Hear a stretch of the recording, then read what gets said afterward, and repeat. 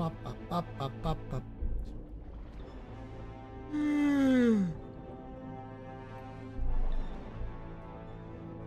Bum, ba-da-ba-da-bum.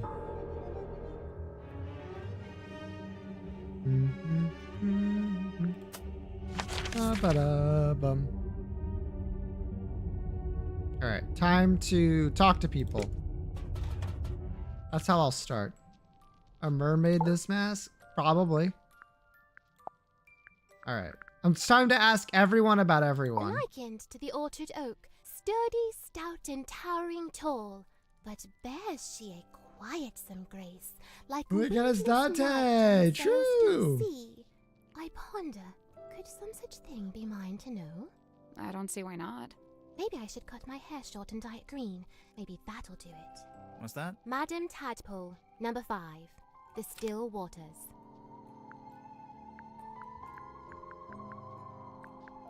Hiding a dangerous secret.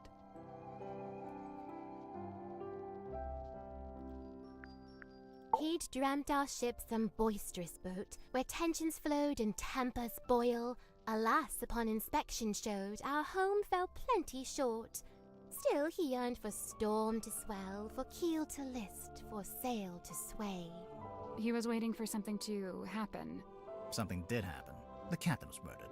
And crime dark scene, but consequently came the freshest focus for his ever ponderous gaze. James Werman, number 7, the Empty Inkwell.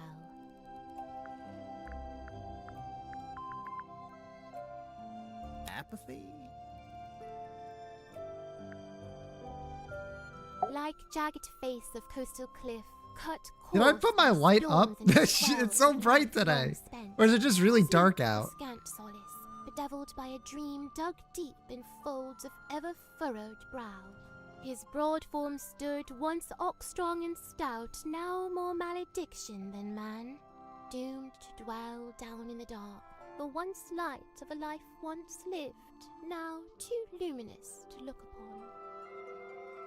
Magnus Mortuga, number 1, the Turning Wheel. A change of fate? Despite all his whims and wayward ways, his heart beats hopeful, kind, and keen. His whims, like how he talks to a wooden stick. When first we met, when first I came, he had not yet his cane beclaimed. So, where'd he get it from? The cane. Wrought it he by his own hand, composed of cast-off scrap and scrounge. Really? Did Grip live down in the engine room, even back then? Verily, he seeks it out, that engine's heart, for clank and clamour calm his core. He likes how noisy it is. What's wrong with him? Godric Grip, number 2, the Broken Compass. The broken compass. Feeling lost or trapped?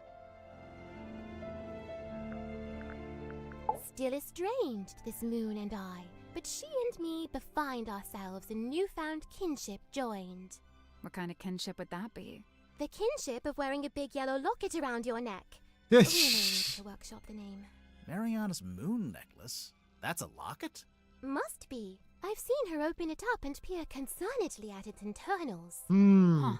Mariana Moon, number 9, the half-hidden moon. Disingenuousness? Fair Cynthia, O truest friend, my steadfast fealty's won. You're both from Silkworm, and you're the same age. Do you know her from before? Though kindred bred neath sullen skies, now we met out with this sunken silver shell. You really never ran into each other in the town? She is bloomed from deepest silken soil, whilst I, mere wandering weed by a wild wind blown. Ah, of course. You make a friend, and then she ends up as the new captain. Must have been, a nice, unexpected bonus. 'Twas no sudden thing, full well she plotted thus her course of fate, to helm this vessel next by rightful claim, for she in law and title holds its name. Is that so? Sepia Yes. Seafoam, number 6, the Leaden Crown. A heavy burden? Clues time. What do you got to say to me about the A case letter files? in fair Cynthia's hand, a plan devised by her and her alone. The plan being. Why, to hire a sleuth to seek the truth. That's us. Couple of sleuths seeking the truth.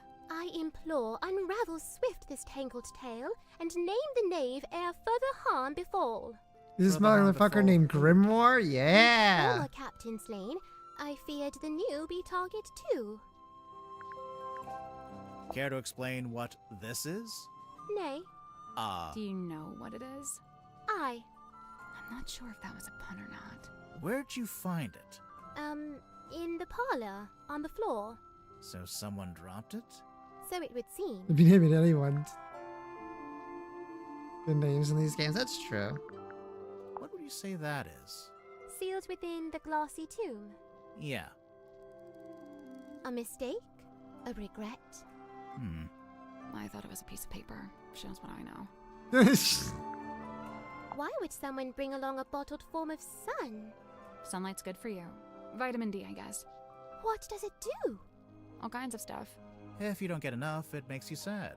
You know how people tend to be happier in summer and sadder in winter? Silkworm sun is scantily seen, even in a summer sky. I swear, sometimes she just gets lucky with the alliteration. Shh. The compass lies on deathbed dark, its many pointed bones askew. Hush! It now endures a surgeon's steady hand. You'll pull through, little compass. Doubt it. How it blinks and flickers so, It's just broken. I think it's turning itself on and off. as if it sought to speak with kin. It's a radio. I'm not sure it has kin. Do you know anything about Mortuga's model ship? Yet another weight upon his ever-troubled mind. Although, given that it's sealed in glass, I imagine it's now very hard to fix. What are you talking about? It's broken. Some part of its innards has come loose. An effigy of Dansome Dirk? Or doth it bear the form of former fallen captain? Technically, neither. True. I tried it once. Tried what? To turn the wheel, to steer the ship. Oh, how'd it go? It did not. I was too weak. F. The numbers spoken by the ship, they falter, flailing weird and wild, as if she seeks to speak, yet lacks the tongue to voice her troubled thought. I mean, that's a fucked up way to put it, This but is yeah. Dirk's, I'm guessing. You guess correct. Kind of him to lend it to you. Yeah, I'd imagine it's kind of precious to him. Au contraire, he spoke of it with sulk and scorn. Glad was he to see it gone. Okay. I wonder if Grip would let us take a closer look at that cane of his. Can't hurt to ask. Well, don't mind if I do. Ah. You wish to converse with Cornelius? He'll be thrilled.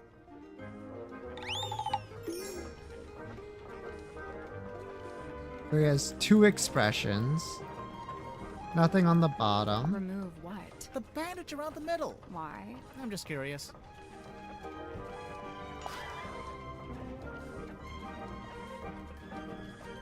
Yes.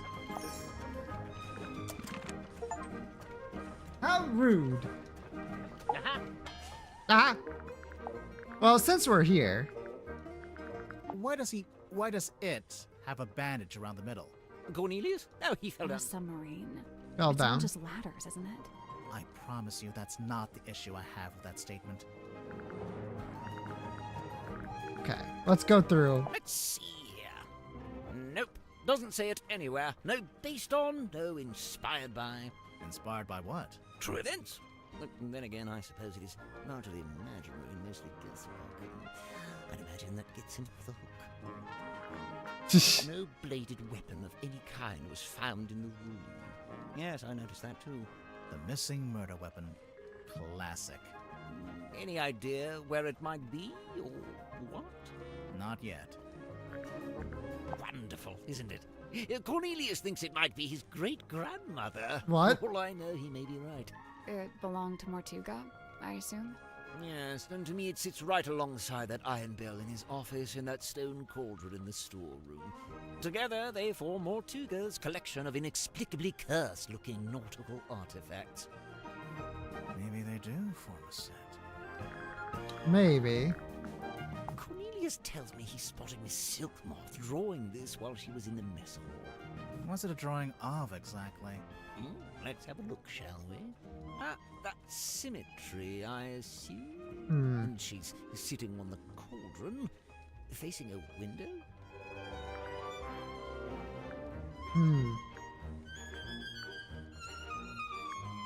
This is from a ship's sail.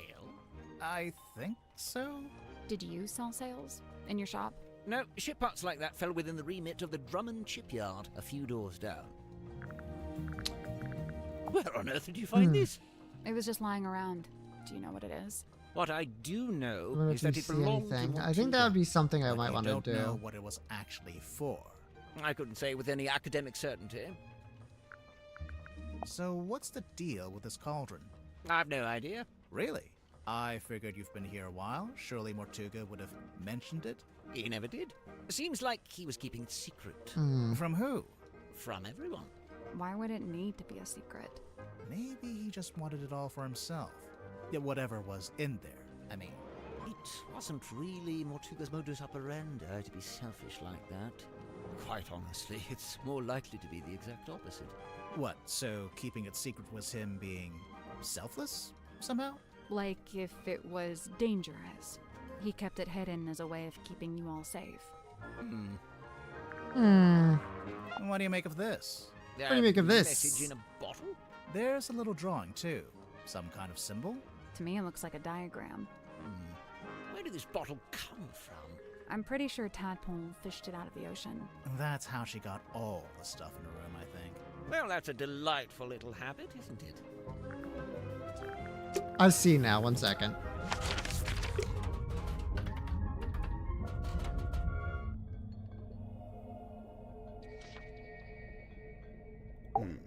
Mr. Funny Man. It's an incantation sealed in a glass bottle. Traditionally, you might bury such a thing under the floorboards of your house to protect from black magic. What about if you threw it into the ocean? Would that do anything? Likely it would have no effect. The ocean is simply too large to be held to account in this way. Okay, you didn't have nearly as much as I was hoping you would have on that. Never mind, get out of here. Let us go to this room real quick.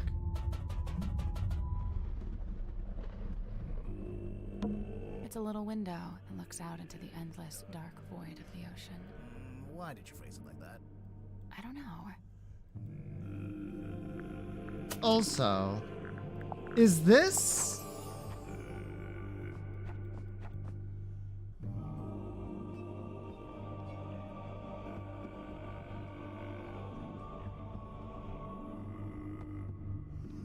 Is this what, I hung it right side up.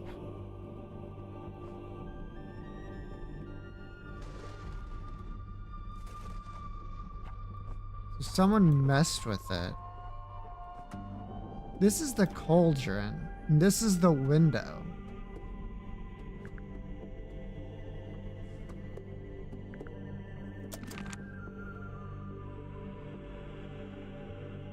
That was upside down weirdly. Yeah. But there's no way the room turns. Look at the vent. It's the drain. Hey, it's open. Wasn't it closed before? Yeah, we pulled that switch down in the bilge, remember? Huh.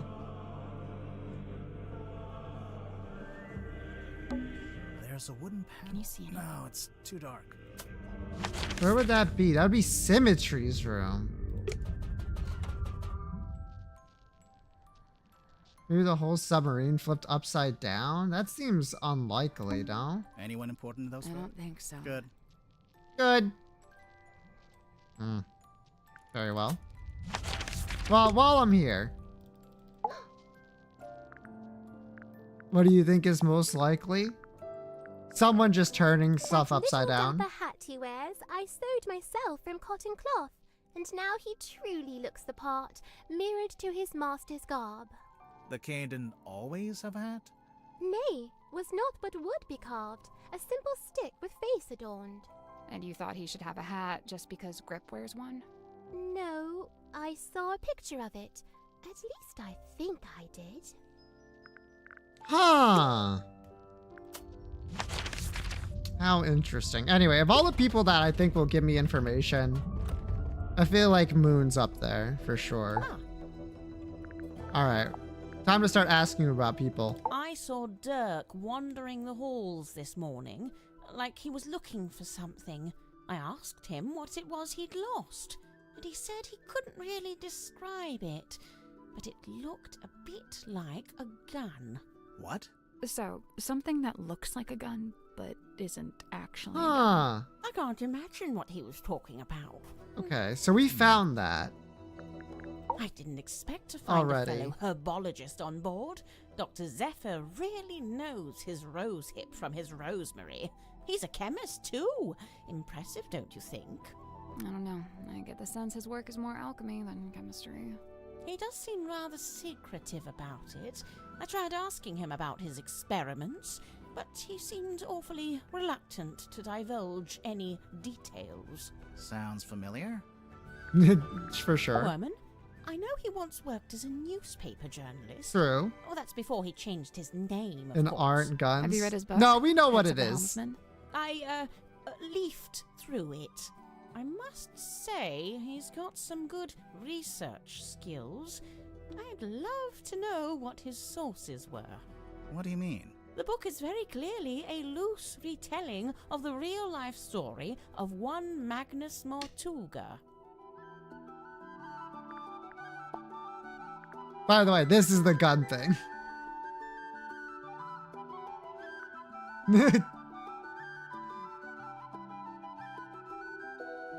Apparently it's an antenna for his cell phone, which we have here. Broad shoulders, long arms, good for reaching across a wheel. He had a hard face, but soft eyes.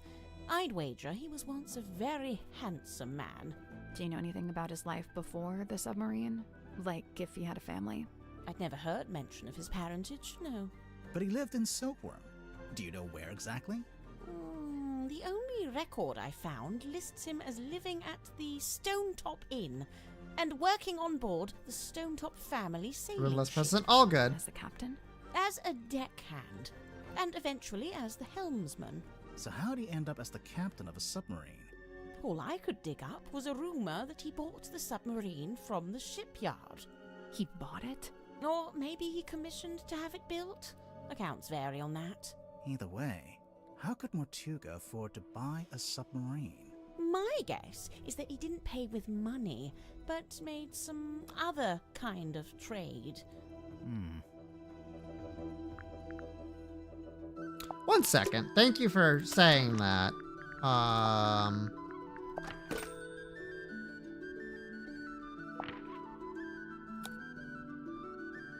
Don Drummond. You think he traded the inn?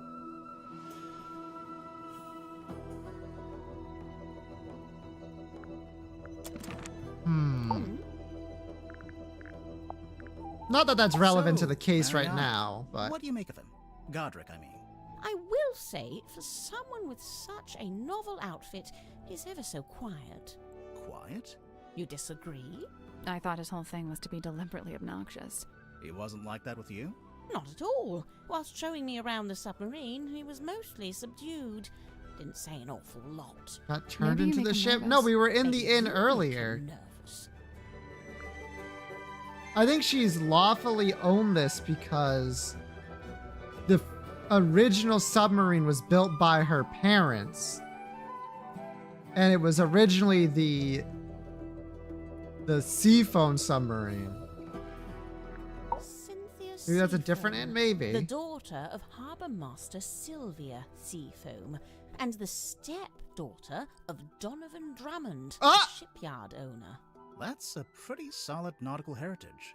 By all accounts, Well. Cynthia Seafoam was an ambitious and outgoing sailor, but I believe they raised Cynthia to be a mechanic. Still, sounds like Cynthia actually does have the expertise to be captain. Who said she doesn't? So, Mariana, Well. where are you from? No fixed address. That's the way it's been for some time. Oh, I see. But you came to Silkworm looking for the Mortuga submarine. How come? I go wherever I please, which usually amounts to wherever has the most interesting rumors. I don't want to be rude, but do you ever have to do work to get money?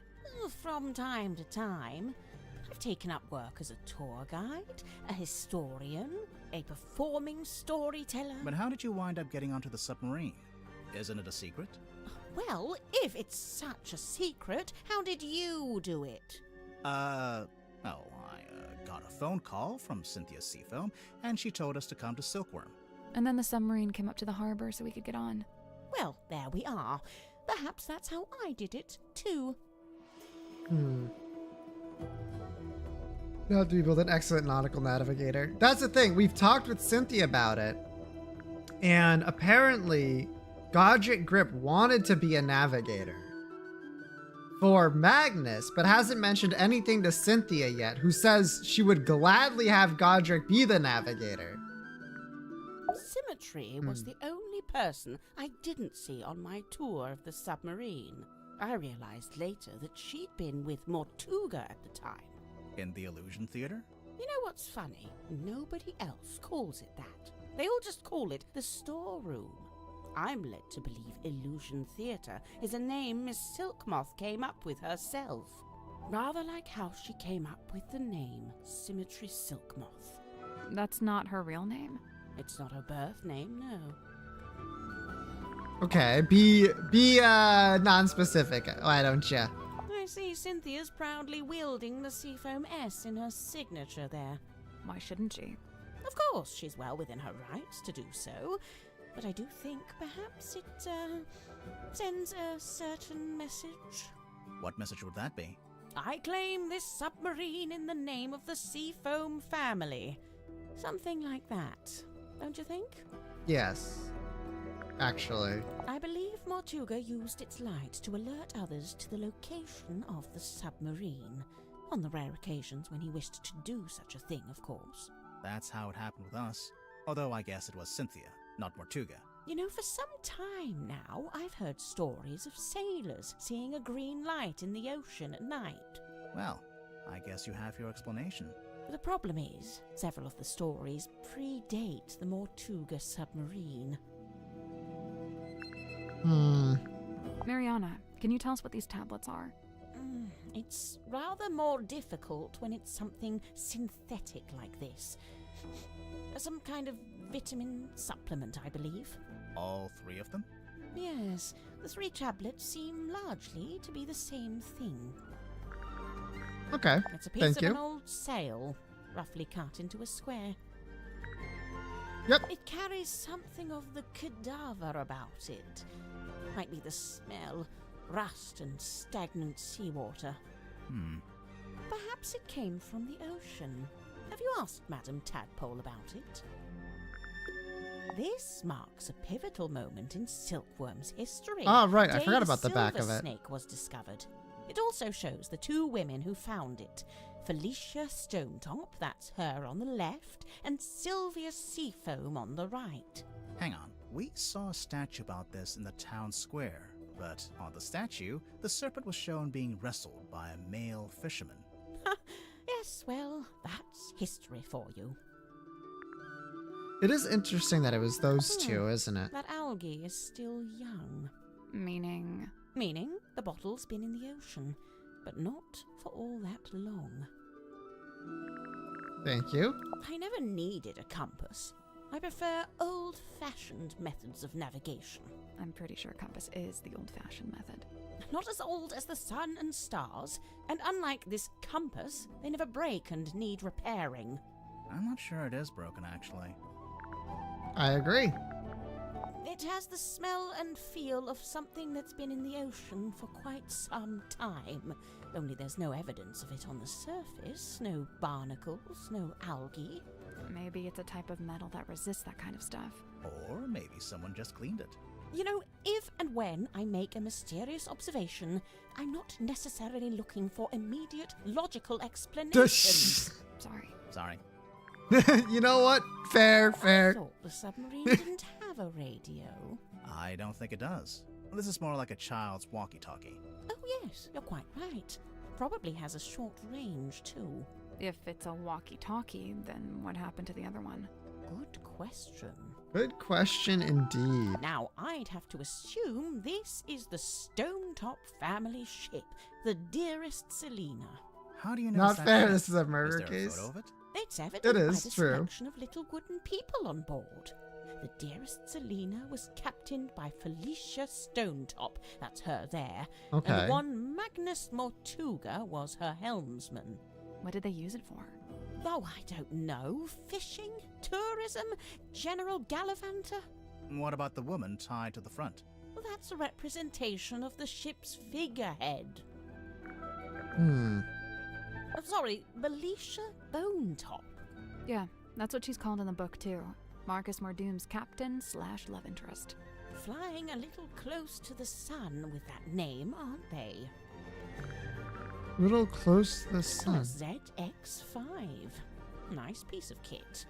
Polycarbonate shell, tactile interface, unusually good battery life.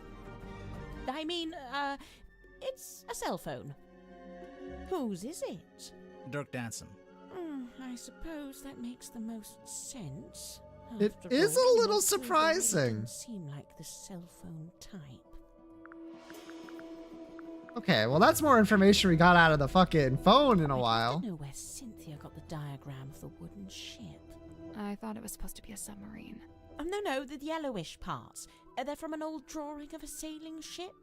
Looks like it might be from the original, too. I just wonder where she got it.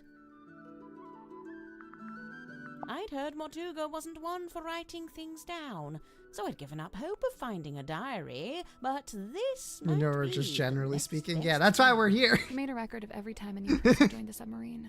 Except for when you joined, Mariana. Well, I suppose he'd never had the chance. Let's see. The thicker wood is mahogany, very old mahogany. The thinner wood, oh, I don't know, some kind of cheap timber perhaps. Somebody skimped on the repairs, huh? Where'd you get that? A dentist's waiting room? There's a poster on the back cover. It's for Dirk's movie. Oh, yes, look at that. Oh, they've given her the wrong type of necklace. The sword looks about right, though. What's that? Just thinking out loud. Motherfucker tried to say she didn't read that shit. Uh-huh. Oh, good. I was worried this wasn't going to come up. What? Cynthia and her family? The submarine in the background? Yes and yes. But also no. The best part of this photo is the thing on the left-hand side. It's in a glass tank. Do you see it? Barely. Is it a snake? It's the silver snake, also known as the silkworm serpent. Oh, you've heard of it? We might have. But what's it doing in the photo? So, that submarine in the background. The silver snake is the reason that was built.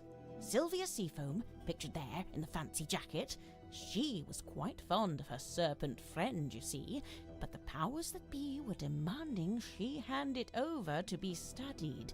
So Sylvia made a plan to go and live in a submarine and take the silver snake with her. That's, quite ambitious. Wait, so the sea serpent would also be living in the submarine? Well, I don't have all the details. It's something I'm still researching. We actually do know a little bit about The that. bandages in the center smell of fearful sweat. The wood itself, it's mahogany, but it smells of salty ocean air. And the little hat smells like a dress worn by a doll. Dress worn by a doll. Lovely.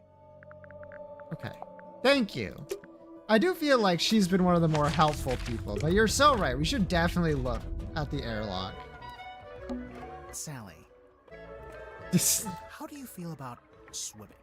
I don't think Sally's gonna enjoy that. Nope, not happening. Fucking excuse me? It's a treasure chest. We can't reach it while it's underwater. What a tease.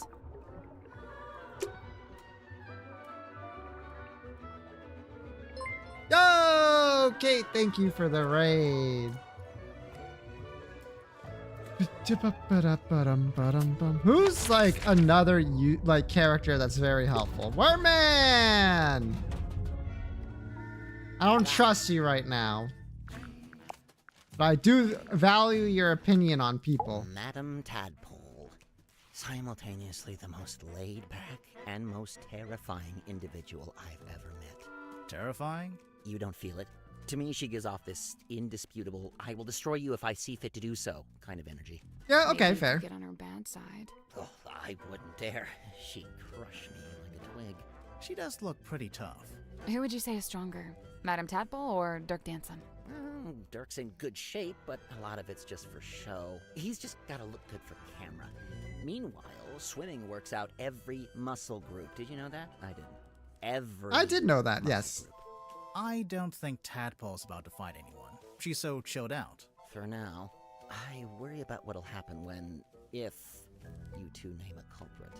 You think she might, retaliate? If she does, I'm not gonna be the one to stand in her way. Is that everyone on this sub in half? Literally true, actually.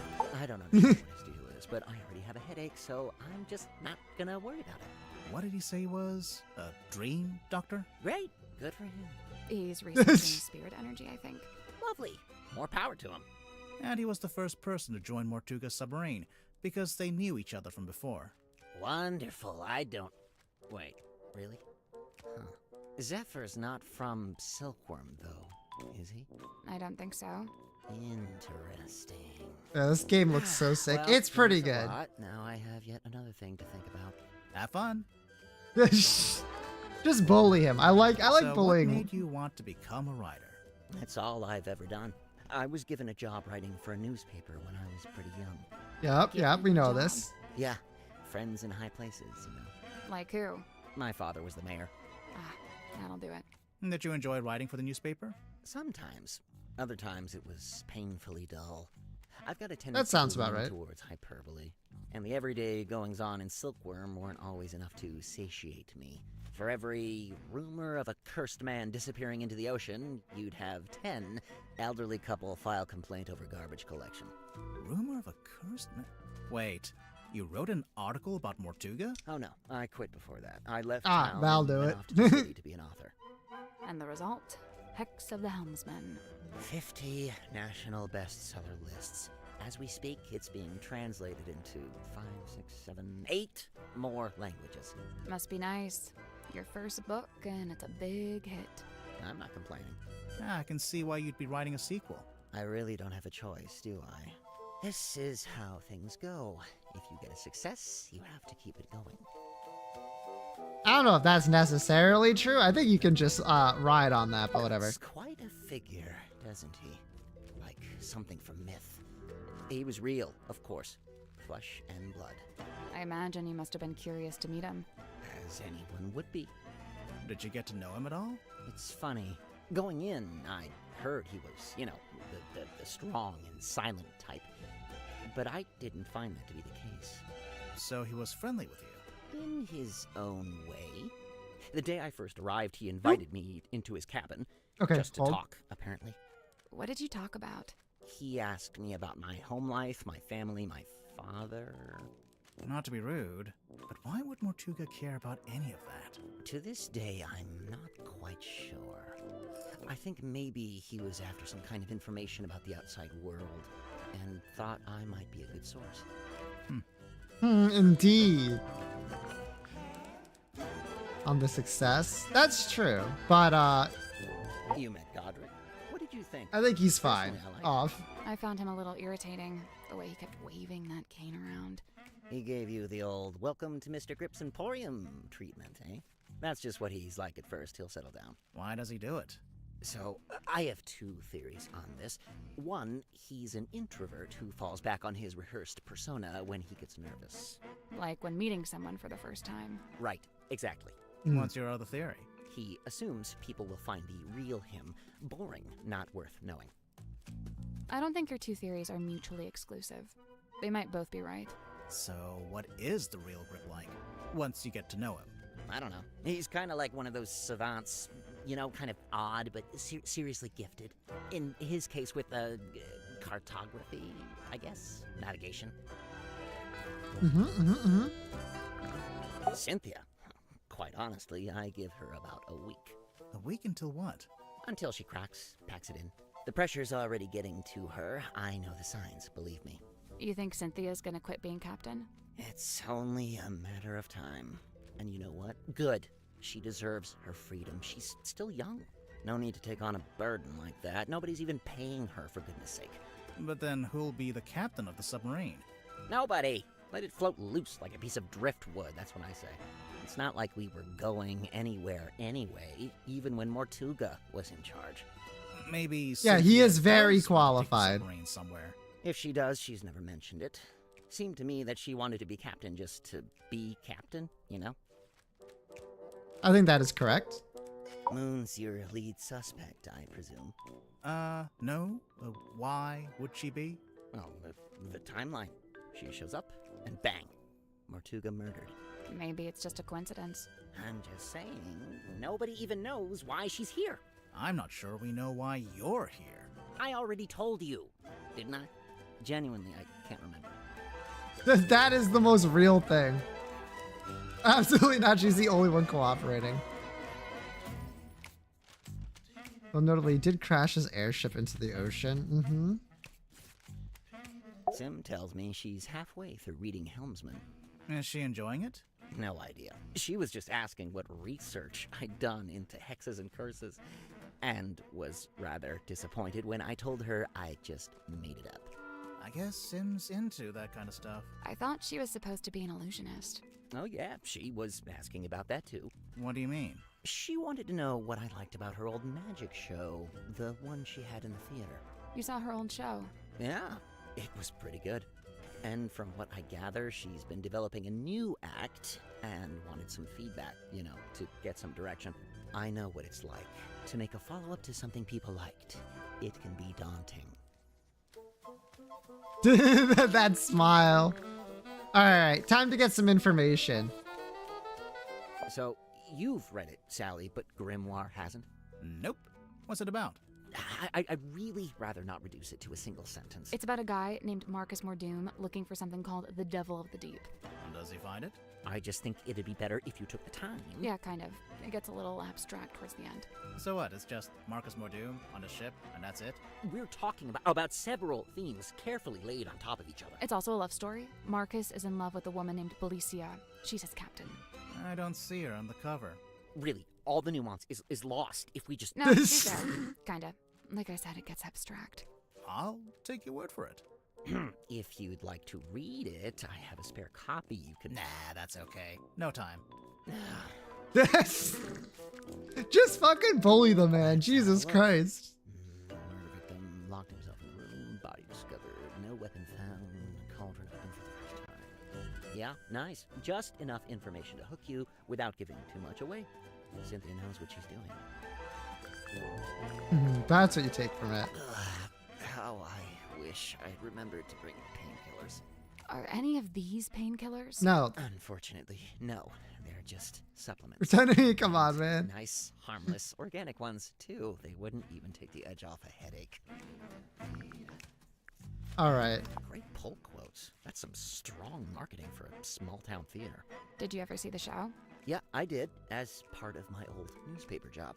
Why is it called Lady of the Looking Glass? The central trick was Symmetry talking to herself in a mirror, only sometimes the reflection didn't move with her. How did she do it? My guess is the mirror can switch between being reflective and being see-through glass. You know, looking through to a second Symmetry on the other side. An identical twin, maybe? Probably just a very good dummy. A good magic trick, no less. It's a strong image. the ancient cauldron opened for the very first time. It can't be the very first time. Someone must have opened it before. Semantics. So, what do you think was inside? Does it matter? I'm pretty sure it does. It might explain how or why Mortuga died. True. Twin on the A ship. murder weapon, maybe? Like a knife? Sure, why not? It would explain the scratches on the inside, after all. I guess. Would it? He's not gonna know anything about the eyeball keyball. What's that? A book? Yeah, I think so. Let's see. Nope, not a book. Why not? Listen. Books don't rattle. True. What? Do you know what this is? Well, it's a bottle, isn't it? Where did you find it? Madame Tadpole's room. She likes to collect stuff she finds in the ocean. Does she now? What fun, what fun. Mr. Warman, do you know what this bottle is? Nope. No idea. Oof. Me when I don't believe you a little, even a little bit. I feel like this sometimes. What do you mean? Cogs falling out. Too many needles, all pointing in different directions. Oh, well, maybe you're just partway through being fixed. Sometimes you gotta make a mess in order to tidy up, you know? You know what? That's rather eloquent. Bravo. Grimhor, did you hear? I said something eloquent. Oh, sorry. I wasn't listening. Kill him. Oh, What's look at this? it. The world's smallest piggy bank? What? It's not a piggy bank. Is it? Well, it's got a slot, and there's something in there. I thought maybe it was a penny. Ba-dum. Ba-dum. If the trick works via twin, Jamie, if there's enough distance between the twin and the audience, it doesn't have to be a perfect mirrored facial structure. It just has to be good enough so that it's believable from a distance. Charming, isn't You know what I mean? Is it based on a real That's kind of ship? how magic's I done, would right? assume so. Mortuga did work as a sailor of sorts back before the submarine. He had his own ship? Oh no, it was a stone-top ship he worked on. The same people that owned the inn. It looks like the little Mortuga standing by the wheel. So that'd make him the helmsman. Yeah, that's right. I noticed on the back of the box it says, Series 2 coming soon. Look out for Hex of the Helmsman 2, only in theaters. Kinda presumptuous, isn't it? Considering you haven't even written the book yet. Thank you. That's what I said. I raised a fuss about it at the time. My objections fell on deaf ears, as usual. Why are they so keen to make a second movie anyway? What else? Money. Yep. Yup. At least he's telling the truth. Yes? Something you wanted to ask? Zephyr called this a hex bottle. We thought you might know what it is since, you know. I wrote a book called Hex of the Helmsman. Well, yeah. Yes. Wow. Yeah, no, I've got nothing. Done. Next. Yep. What's this dime store trinket? It's called a fog ball. Is it now? And was in Zephyr's lab. And could be a priceless curiosity. Oh, yeah? A priceless curiosity that takes AA batteries. Yes. We used to keep records like this in the town hall. The blue parts from an original blueprint of a submarine, and the yellowish parts are from a technical drawing of a ship. Still a blueprint of sorts, but a bit older. Where did Cynthia get them from? I don't know. Maybe she took them from Mortuga's desk. Possible. I noticed the wheel is thematically consistent with the submarine at large. How so? Well, it's cobbled together from other component parts. You know, parts that were, by themselves, broken or otherwise disused. Huh. Sonic is great. Yeah, a lot of the characters in That this are man very on the good. right, that's Don Drummond, the shipyard mechanic. Yeah. Know him? I interviewed him once, working on a piece for the newspaper. Or I tried to. It was a tough nut to crack.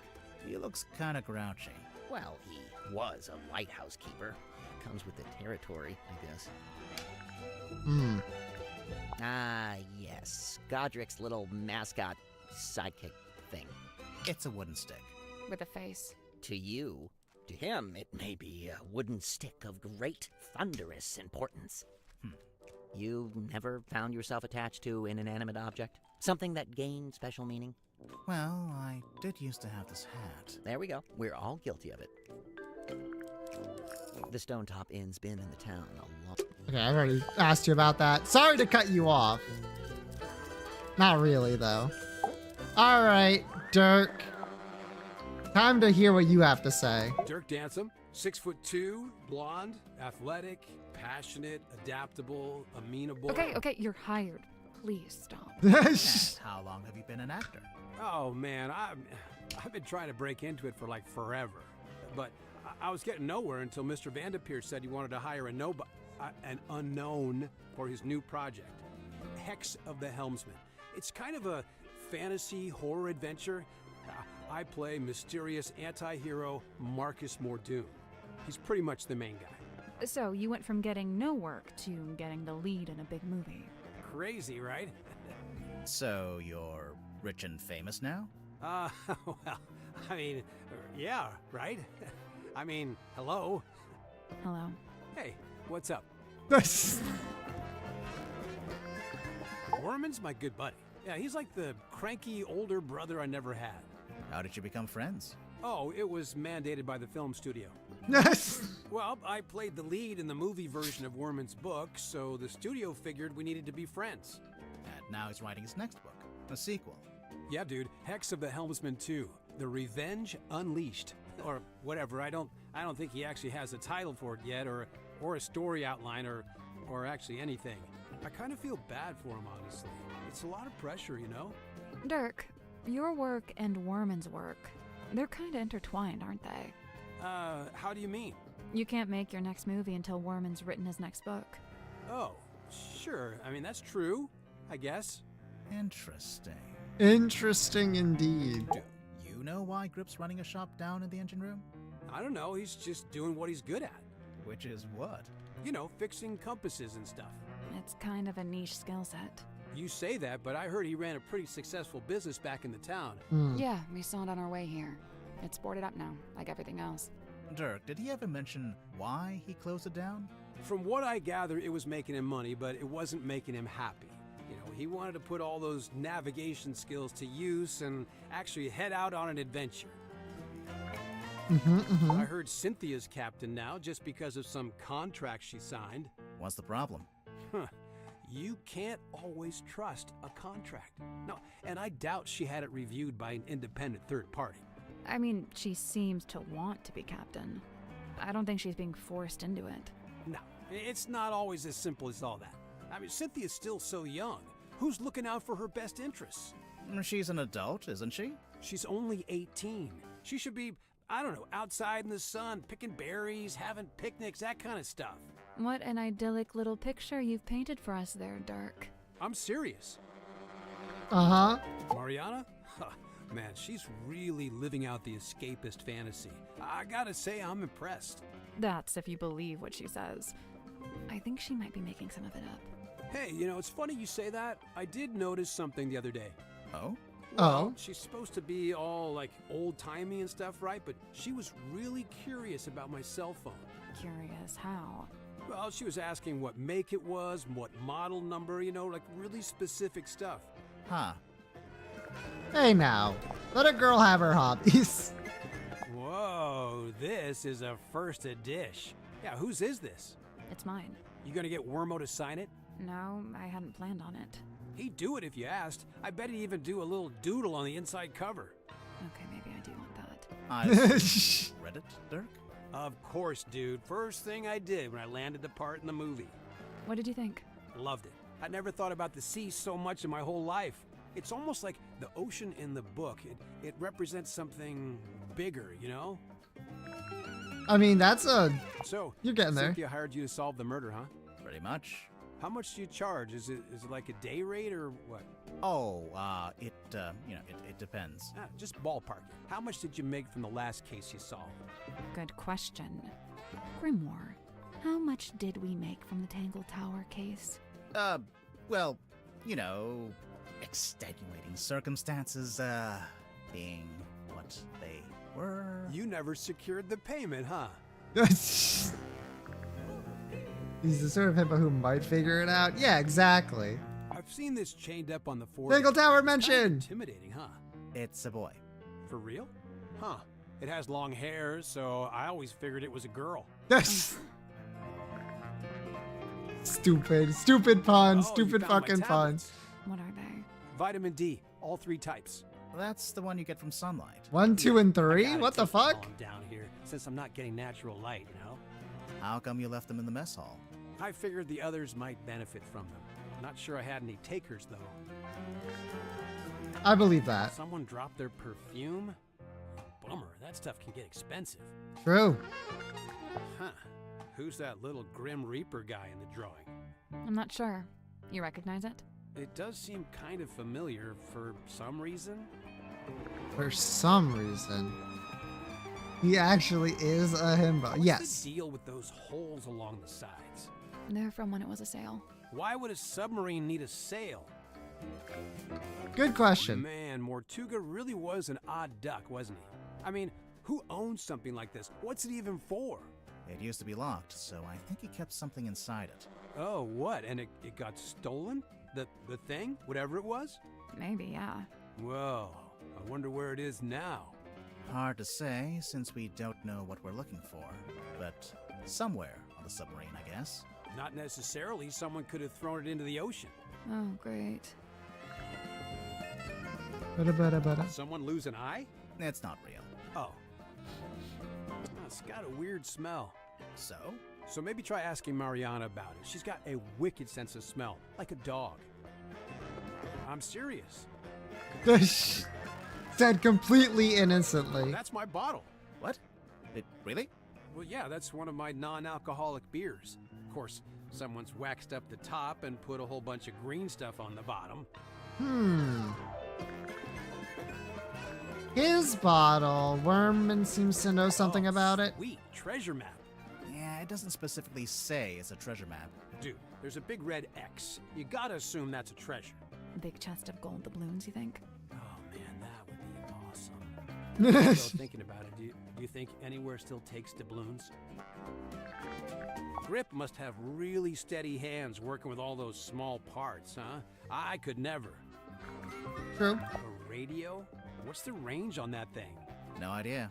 I'm pretty sure it's broken anyway. It might get a better signal up in the control room or up on deck. Down here you get nothing. The walls are way too thick. You would know, wouldn't Is that a you? crystal ball? Yeah, I think it's made of glass. Right, but a crystal ball in the sense that it's a And he would magic know. ball you Yeah, look into exactly. to see your future or whatever. Oh, yeah, I guess. Why don't you look into it? You'll see yourself solving the murder, and then you'll know who did it. It's It's genius. genius. I got to steer a big wheel like this in my movie. Mine didn't have that red metal bit, though. Also, mine was up on the aft deck, not, indoors in a control room. Is that Cynthia's mom? Yeah, I think so. That jacket is something else. It could do with a bit of aging, though. What do you mean? Well, it's pristine, but stuff like that doesn't look so hot when it's brand new. On our movie, we had a guy who roughed up all the outfits, made them look lived in, So this photo is the first time Cynthia's mom wore that jacket? Or at least near it. I don't get it. What's not to get? It's a cane with a face. Okay, so for real, Grip's actually super smart. Really? See, this is my point. He hides it. Why?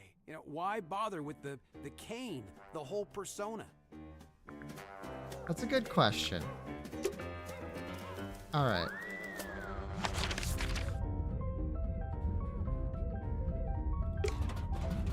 The control room. Don't touch that, please. It's behind glass for a reason. It is a garment of great historical significance and must be preserved. What if we just look at it from a distance? Fine. Yup, captain's jacket. Ah! There we go. It's a throne. It's not a Oh, throne. well, what is it? Well, it's the captain's control chair. There's a label taped to the back. Maybe it says what kind of chair it is. That's not a label. It's a whole document. Command contract. A typed document that was taped to the back of the chair. An agreement between the two individuals in contention over the ownership and command of the Martuga submarine. For their own safety and private, these two parties shall be referred to as A and B. Previously, A or B had been considered the legal owner of the Martuga submarine, and thus its rightful commander. However, recent development has exposed that Party B is in fact the legal owner of this vessel. This proves Party B is the rightful commander of the ship, and it's all its operations. Magnus Martuga and Cynthia Sifo. The contract. Alright, little lady. There it is, in black and white. Signed by me, signed by Martuga. Yeah, I can see. Where'd it come from? Martuga wrote it. I think he used a typewriter. And what? He presented it to you? When? Well, no, because he died. So. But we've both signed it, so yep, it's binding. Any further questions? Yeah. How did you? No? Great, let's move on. Stop being sus! So, I noticed you're the captain, but you're not wearing the captain's jacket. I have my own jacket. This one stays behind glass. It's just the way it's meant to be. Okay, so what about your jacket? It's based on the one Martuga had. See? The epaulets are kind of the same. Oh, I've been wanting to ask someone about this. How come Mortuga's jacket is like half a jacket? Apparently he didn't want to wear anything on his right shoulder. Some kind of pain from an old injury, I think. That is information we should keep a note on. So this is what Mr. Worman did after he left town. Why would he need to leave town to write a book? I feel like he could do that from anywhere. It was probably more about making connections. You mean like in publishing? The finger madness from Elden Ring, true. Silkworm's a real dead end if you got any kind of aspirations. Aha! I see you found my case file. Sure did. How come you knew about Grimoire? Oh, I read all about the Tangle Tower case in a newspaper. I didn't know that got any press. Single Tower mentioned! So their story. I gotta ask, did Fiona end up leaving the tower? Or is she still there? Fifi? Yeah, she and Poppy moved out. Oh, good for them. They got a real nice place out in the countryside. That's so nice. I'm jealous.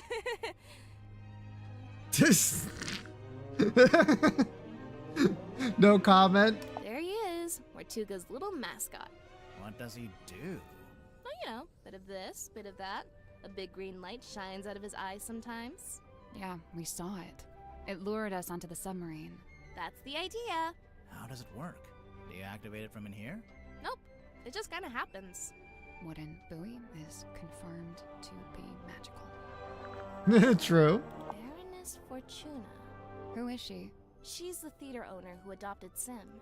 Did Sim like living with her? In the theater? Sim's reluctant to speak ill of her elders. But I get the sense that Fortuna... The presence of her? I think it's possible. Do you know what the stargazing girl is all about? No, Sim didn't tell me the details. She didn't want to, for some reason. She seemed to regret the whole thing. In the case file, you said the cauldron had never That's been unlocked navigation. before. And nobody knew how to unlock it, except, presumably, Mortuga himself. So you think it got opened in the course of the murder? I see 3 possibilities. 1, the cauldron was opened before the murder. 2, someone opened the cauldron after the murder. Someone other than Mortuga. Naturally. And 3, the cauldron was opened during the murder. Like the murder happening and the cauldron opening are one and the same. Maybe. Hey, 1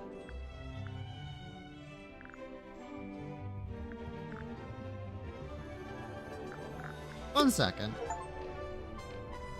Talk to Cynthia about Tangle Tower! Can you close this? Sick.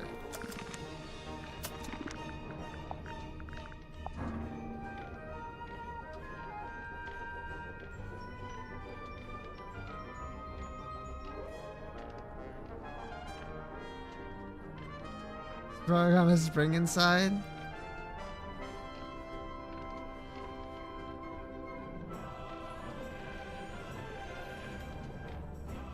Rusted chain. The 3.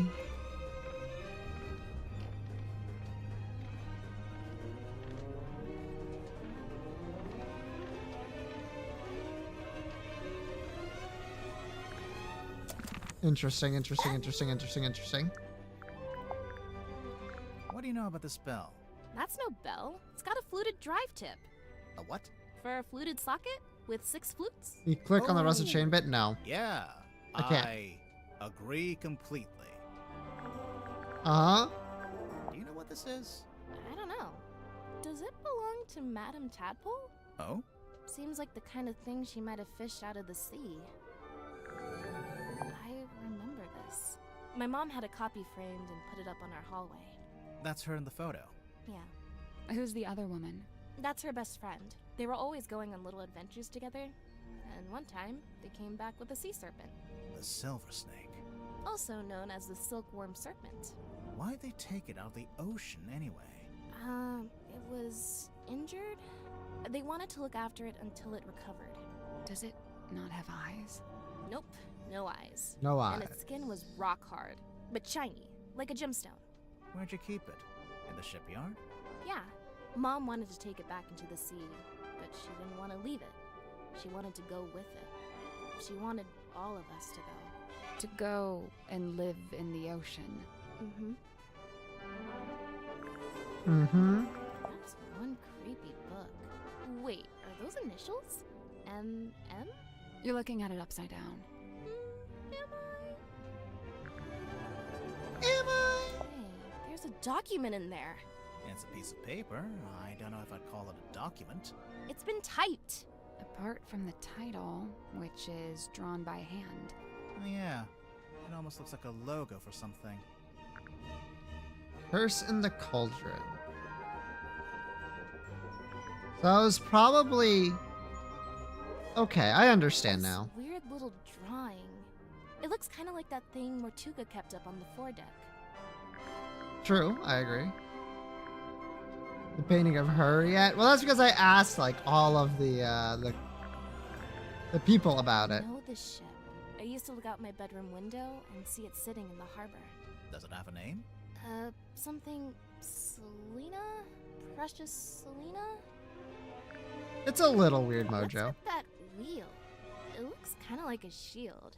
Does he have that in the movie? He has a wheel in the book, but it mostly stays attached to his ship.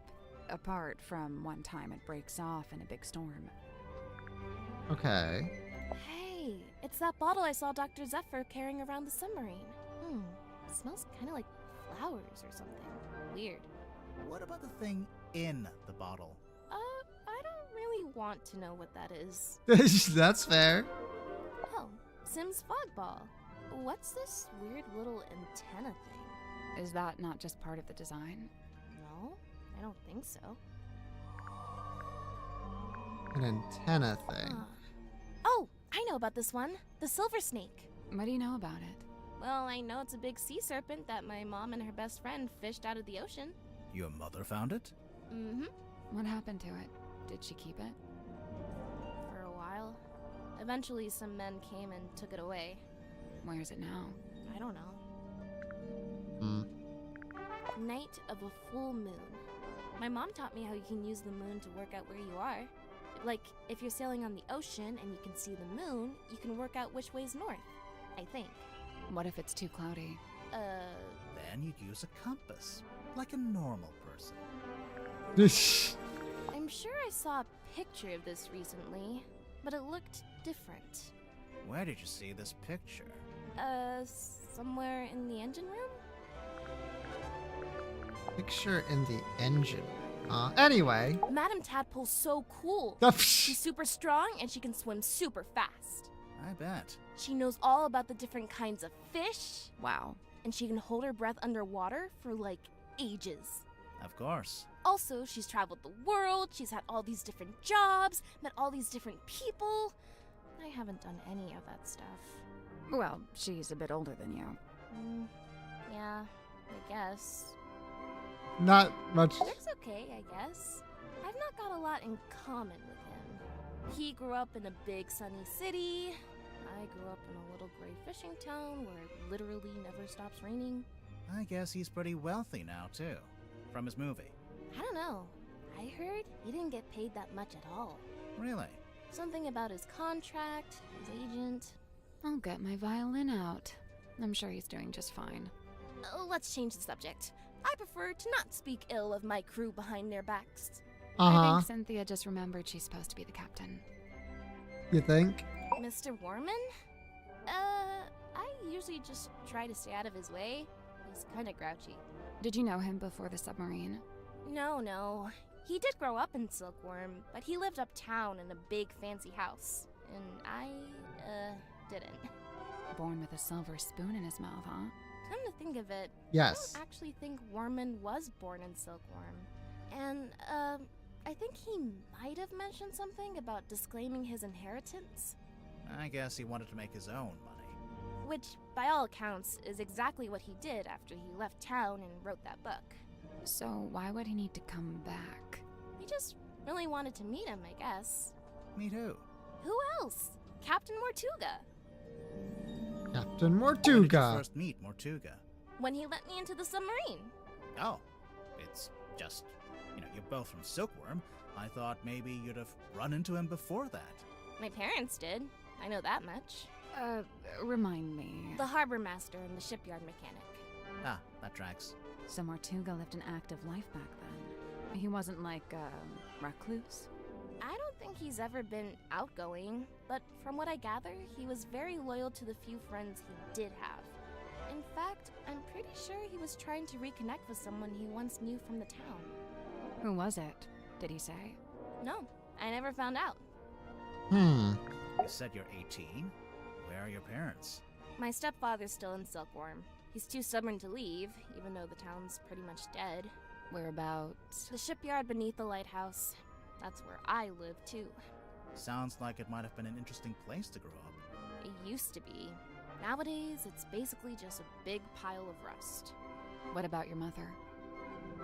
I'm sorry. It's okay.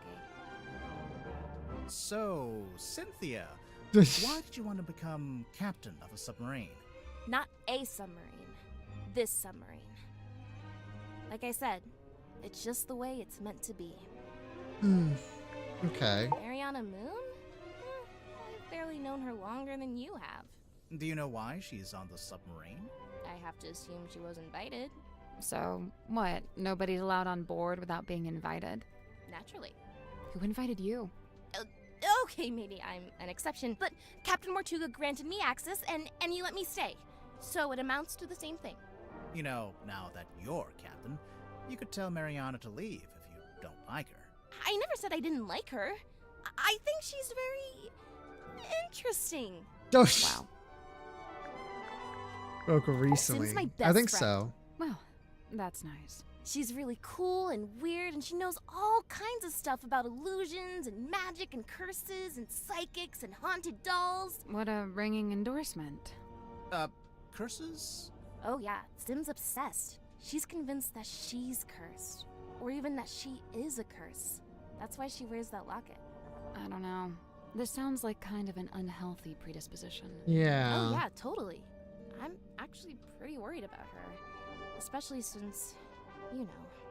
No? So it's looking like Sim was the last person to see Mortuga alive. They were both in that storeroom the evening he died. The Illusion Theater. I wonder if Sim would let us take a closer look at that locket of hers. That would be nice, Can't wait wouldn't to it? ask.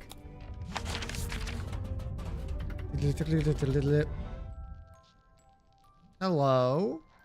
Oh, Sim? The Sim, locket? could we take a closer look at your locket? I suppose so. Please be careful. Heavy golden locket. Worn down. You really think we should open it? I don't know. Maybe. It's up to you. LL. Then a crudely drawn picture of Sim over whoever this is.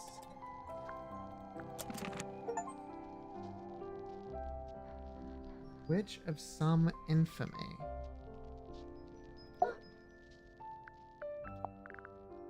Got a few things here. 'Twas my mother's own, or so I'm told. You don't know for sure? I was too young. I don't remember. Ideally hope to ask her and know the truth at last. Do you think you ever will? The question that bestirs my soul. That's a fair answer. Both she Spooky and a I little have bit. mothers lost, and both a token keep. Unlike you, though, Cynthia's not wearing hers. Cynthia's already got a cool jacket. One that actually fits her too. And stitched it I, at her request, with mine own hand. Really? When did she make this request? Some long while ago. Before the murder, huh? Do you remember when Cynthia first got hold of this? I saw her running from the bridge, all pages clasped in hand. Where was she taking it? In a hurried hurry haste, she was bedchamber bound. Wait, all pages clasped in hand? Yeah. Both pages, surely. But mere semantics, sir. That reminds me of something I have forgotten to check this entire time. It's Worman's typewriter. On the back is what I'm interested in. Gifted to the Skirworm on Sea Town Hall. A gesture of unity from Governor Faustus Fellow to Mayor Damon Dusk. That's this. There's something strange about this typewriter. Did you notice the weird mechanism on the back? I did. Fuck. Okay, let me take a look. Okay.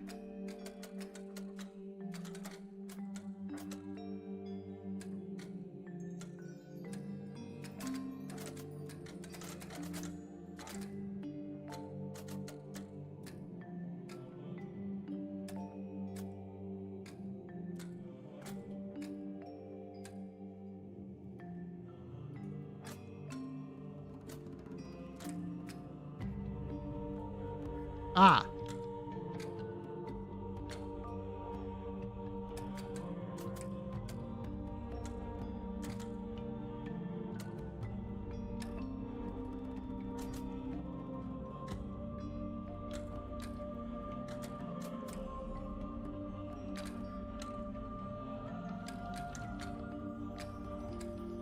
Oh, what did these other ones do?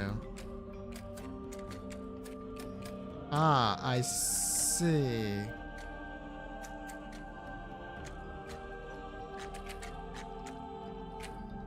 Which one am I supposed to be making? Oh no, it's a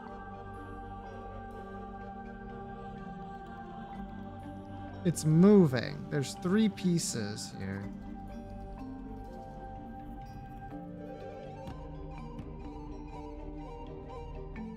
So at the top is this.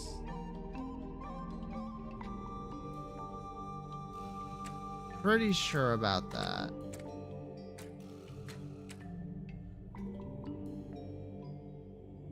This one is going to be this, but no, look. It's just rotating it a little bit, which is fine. Nothing wrong with that. You need to find 2 that match up. Let's see. Be like here and here, and it'll be not like that. Perhaps. Wait, hold. No, because this is never used. What's going to be like here? Nothing, actually.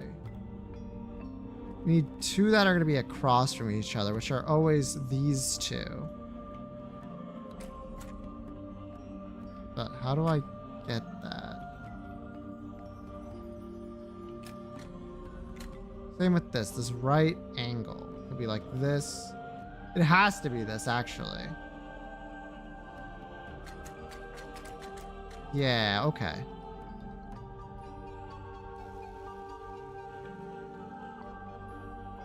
Silk Song. Ah, okay. So these two. Does that add up? No.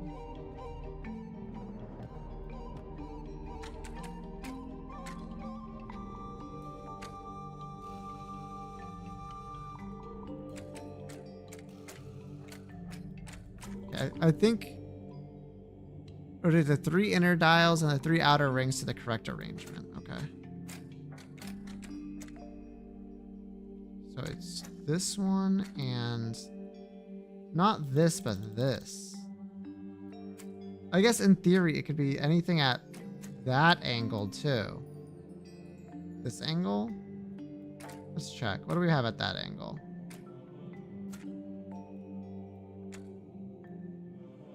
Two things that can't exist. Another 2 things that can't exist. Okay. Noted.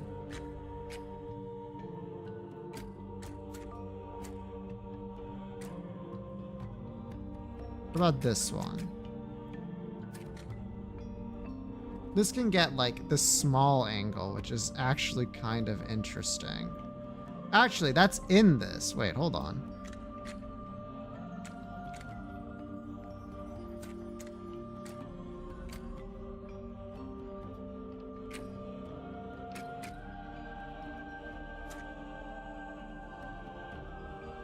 Yeah, okay, so that's in the right spot. Okay, nice. Now we need this. Circle and square. Totally possible. Alright. But where do we need to put that? We need to put that... here? Yes. And then...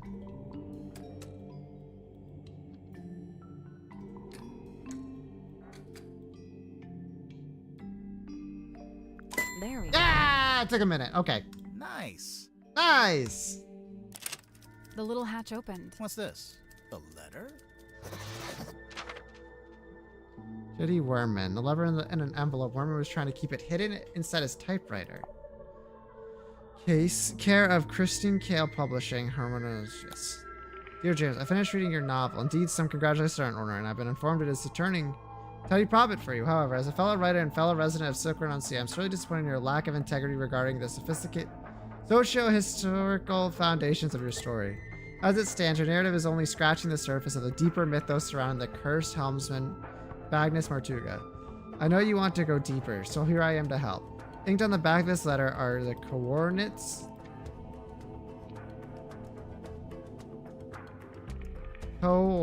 detailing how, when, and where to find the Mortuga submarine, the mysterious underwater vessel in which Mortuga still resides. Good luck. T.W. Ilbis.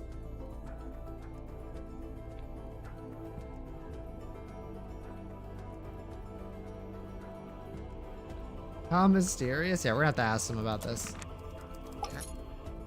Yeah, you. Oh, we have a lot to talk to you about. Okay. It's Been gaudy, Elvis yet? sure, but when I first saw it, I thought, ah, good! Mortuga will be a man of melodrama and romance. Just what I'm looking for. But nope, he never wore it, never even looked at it. So, I noticed Mortuga's contract has been typed. Yeah, he clearly used my typewriter to make it. Did you give him permission? No, So, how did he know how to use it? it's a typewriter. Mortuga might have been, you know, outdoorsy, but he wasn't an idiot. That's There's something suspicious about Cynthia. Let's go talk to her. later, in a minute. Symmetry's locket. A mystical heirloom from her tragically departed mother, no doubt. Did she tell you that? Oh no, complete guess. But that's just how these things go, isn't it? True. How come the keys are all messed up on your typewriter? It's old, sometimes they fall off. I guess I don't always put them back in the right place. And, what have you typed on that page? I'm taking another swing at a story outline for my next book. I can't make it out. It's some kind of weird grid. Cross-writing. Look it up. People used to do it all the time. What about these brass panels on the back? This one's my father's emblem, Mayor Dusk. That's why it looks like a D. And this is the governor's emblem, Governor Fellow. So that one's an F. It's mine, as you are well aware, seeing as how you just fished it out of the back of my typewriter. I did, yes. That's right, I was watching. I don't disappear when you stop talking to me, you know. The envelope's addressed to you, but it says, Dear James at the top of the letter. Congratulations, you've sussed out what the J in my name stands for. James If Dusk. that's the height of your investigative prowess, we're all in trouble. It's signed by someone named T.W. Ibis. Another astute observation. You know, of all the detectives I've met, you two really are the most recent. Grimoire, he's being mean to us. I noticed. Kill him. I'm just kidding. Alright. He wants me to look at Cynthia, does it? Oh. Suspicion? Captain's legacy? Oh. Cynthia, you became captain after Mortuga died? Yep. It's just the way it's meant to be. Just the way it's meant to be. Right. We got it. But, there was something you used to claim the captaincy? A document?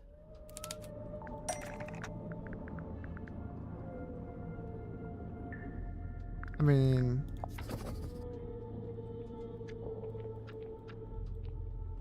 Correct. Okay, but you have to admit, the wording on this thing is kind of vague. It doesn't actually say, Hi everyone, Mortuga here, Cynthia gets to be captain if I die.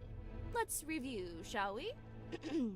This contract represents an agreement between the two individuals in contention over the ownership and command of the Mortuga submarine. The two individuals, that's you and Mortuga. Better take this up, no one else seems to But care. you're not Yep. actually named, by name. If I may continue, for their own safety and privacy, these two people shall only be referred to as Party A and Party B. See, Mortuga was quite a private person. He was just being considerate. You call it considerate. I call it convenient. So Mortuga is Party A. Correct. Previously, Party A has been considered the legal owner of the Mortuga submarine, and thus its rightful commander. He's clearly talking about himself. It's the Mortuga submarine, after all, and he was the commander. However, a recent development has exposed that Party B is in fact the legal owner of this vessel. Party B. That's you. Affirmative. A recent development. There's more of that deliberately vague wording. I have a question. When exactly did Mortuga write this contract? When exactly? I don't actually know. You don't know when he wrote it? Well, it must have been sometime after I came aboard the submarine. I assume it was after I presented my case to him. Cynthia might not know, but we actually have some insight on this. For one, we know how the contract was written. How it was actually created, I mean. Yep. It was typed on Warman's typewriter, so it was made sometime after Warman arrived. And Warman and Dirk arrived after I did, so this gets me off the hook. Try not to sound too relieved. But yeah, this does seem to confirm it. So, my next question is this. When did you sign the contract? A little while ago? Some amount of time ago? If this conversation gets any more vague, I'm going to cry. A day before the murder? A week? Surely it was at some point before the murder. Otherwise... I think it might be time to make an accusation. Oh! It's imagination. A contract.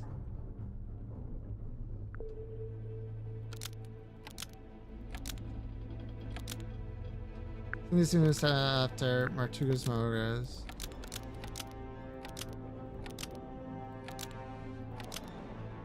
Forge Mortuga's signature. I do have something I want to check beforehand.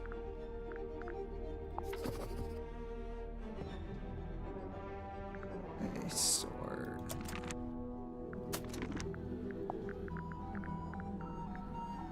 Then if we go to the captain's log. Oh, yep, there it is. Nice try.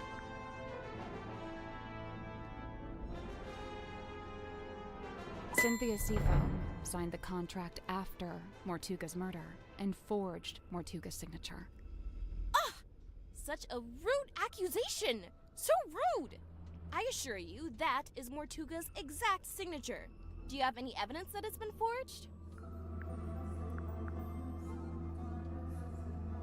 We have evidence in the form of a clue. We sure do.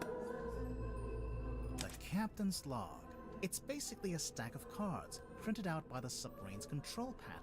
Each little card has a space for the captain to sign, and the most recent card is signed by you, Cynthia. All the rest are signed by Mortuga. Well, sort of.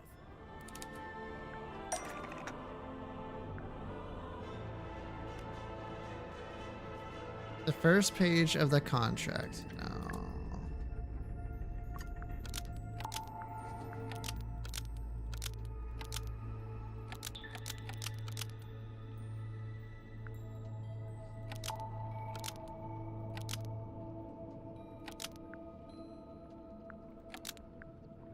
I'm pretty sure it's this one.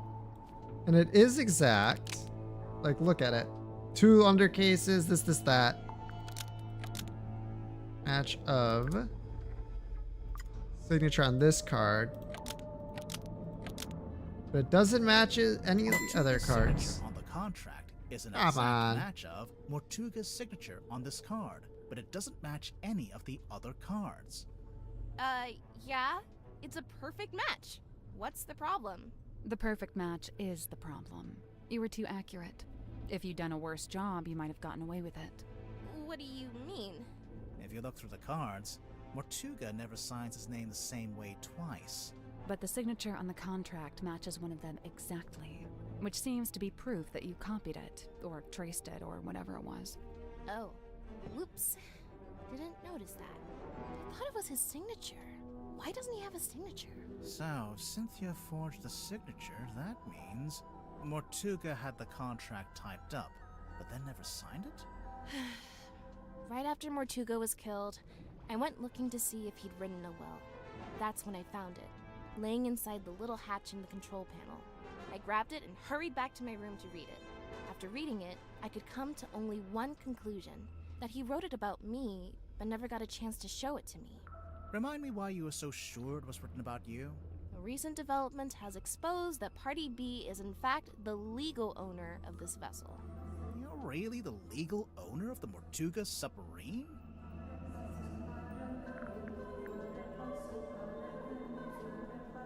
Sold the submarine to Cynthia before he died. It was originally the Seafoam submarine. Yep. We have proof of that here. I think we'll circle back around to this. What? Shows. Oh, we'll circle back around to it. There we go. What photograph? Just current. He has a jacket. Family were constructing the submarine. This was back when it was still being built. The Seafoam The family was trying to sell the child. What the? completed. We got close, and then we stopped. It lay rusting in the shipyard for some time. Mortuga would eventually purchase it from my father. At which point it was altered, completed, and renamed the Mortuga submarine. Altered.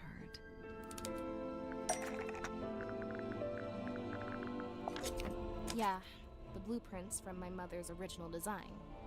But as I said, that version was never completed. I've been trying to update it to show how the submarine looks now. The design changed a bit after Mortuga bought it. Wait, if Mortuga bought it, then he did own it. It wasn't a legitimate purchase. It wasn't my father's to sell. So, the recent development mentioned in the contract, that was me, informing Mortuga that his ownership of the submarine was based on an illegitimate purchase. My intention was to refund his payment and undo the transaction, placing the submarine back into my ownership. Wow, I bet he loved that. Refund the payment? You try to give him his money back? Not money, something else. Yeah. The fucking inn. The deeds to the Stonetop Inn, originally owned by the Stonetop family until it was passed into the ownership of Magnus Mortuga. And then...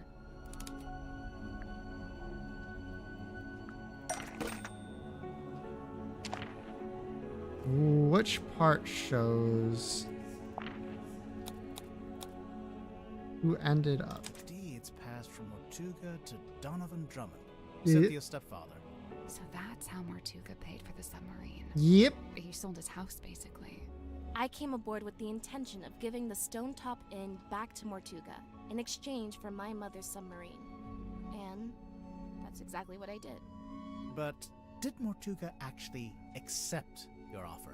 When I first made the proposal, he didn't give me an answer either way. He looked at the inn deeds very closely, read the whole thing, front and back. Then he handed them back and told me he'd need some time. Before I heard anything else about it, he was killed. Obviously, I thought I'd never find out what his decision was, but then I found the command contract. It seemed like he decided to accept my proposal after all, and just not had a chance to tell me. Indeed, Sally.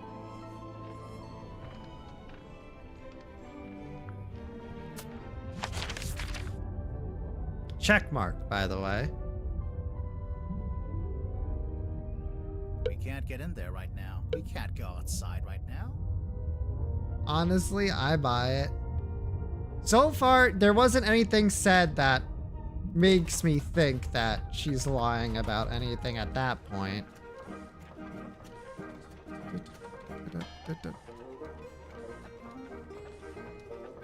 A picture. I do not see a picture, do you? We'll see. We have a lot to talk with you about, sir. What's with all the needles and cogs and stuff? It looks like Grip's halfway through fixing it. That's what I figured anyway. Ah, thank heavens! That's what I was hoping for. Sorry, what? Perhaps I should explain. You see, Miss Seafoam came to me with a compass she needed fixing. I went to put the needle back on, but Cynthia stopped me. No, she said. The whole thing is broken. You'll have to take a look at the insides. You'll have to replace the needle. For some reason, she seemed to need it to be true. She needed the compass to be broken. I told her I had various spare needles I could try out as replacements, and here we are. And you left it out so Cynthia would see it? So she'd think you were actually fixing it? That's the idea, yes. So if you kindly put it back where you found it. Oh, thank you, Helmkoss, for the follow. Not unlike she committed the murder, technically she does have legal ownership of the submarine. She does not have technical legal ownership of the submarine. Although I guess she took the role of the captain and no one objected, so I guess she technically does now, but that's beside the point. That's the captain, is it? And her accessories are a compass and a map. So? So they made her the navigator and the captain. Typical navigator erasure. You know what? Based, I guess? A crystal ball.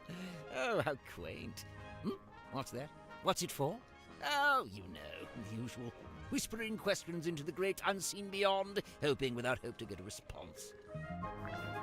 Aha! This must be where Madame Tadpole got her stage name. You think? You She's think? not called Madame Mermaid Orb. Mortuga's log. Let's find the entry about me, shall we? Here it is, right after Zephyr's. Godric Grip rescued from hot air balloon accident. To refer to it as an accident, merciful gesture indeed.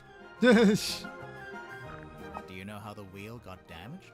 It looks in working order to me. No, look. Some of the spokes are different. It looks like they broke off and got replaced. You're quite right. Although it's not exactly at odds with the ship as a whole, is it? Meaning? Look around you. She's a ramshackle old thing. Sturdy, yes, even handsome in places, but undeniably a patchwork of sorts.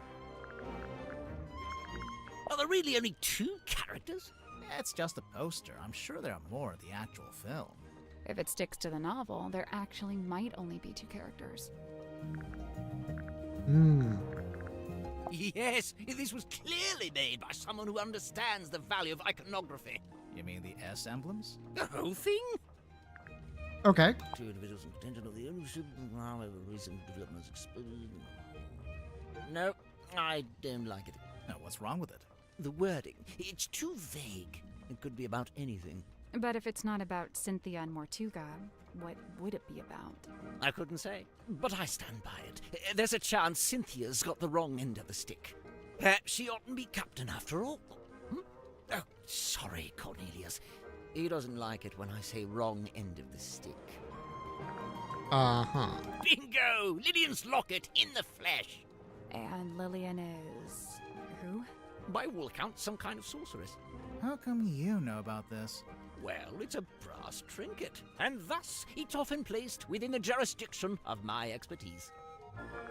That doesn't answer the Well, question. Still attempting to wrestle his grand opus into existence, is he? I'd rather thought he'd be done by now. In the back of this letter of code, it's detailing how, when, and where to find the magic submarine. This Ibis person claiming to have information on Mortuga. You know who that is? No, Mortuga never mentioned anyone by that name. Not to me, anyway. I'm convinced Tadpole's just branding. Nobody names their child Tadpole. Come on. Why would she need branding? You're serious? She's all branding. The name, the look, the identity as a half-mermaid, it's all theatrics. I just don't get why she'd need to have a fake identity like that. No, she doesn't. Not anymore. It's vestigial, I think, left over from some previous endeavor. Weird, isn't it? Bringing your old branding with you onto the submarine. What would be the point?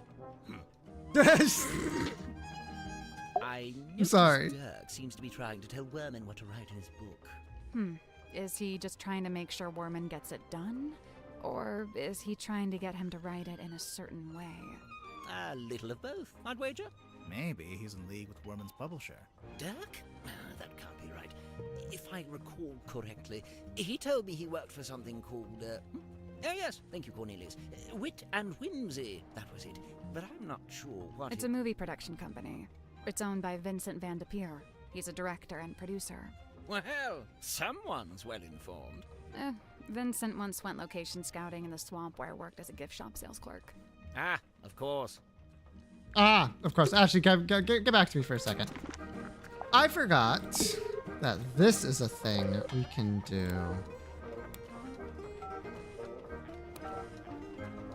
End up here, Mom. Wireman office. The name is not showing up there. Fuck. Okay. That's fine. What'd you make of old Dr. Zephyr? Not a fan?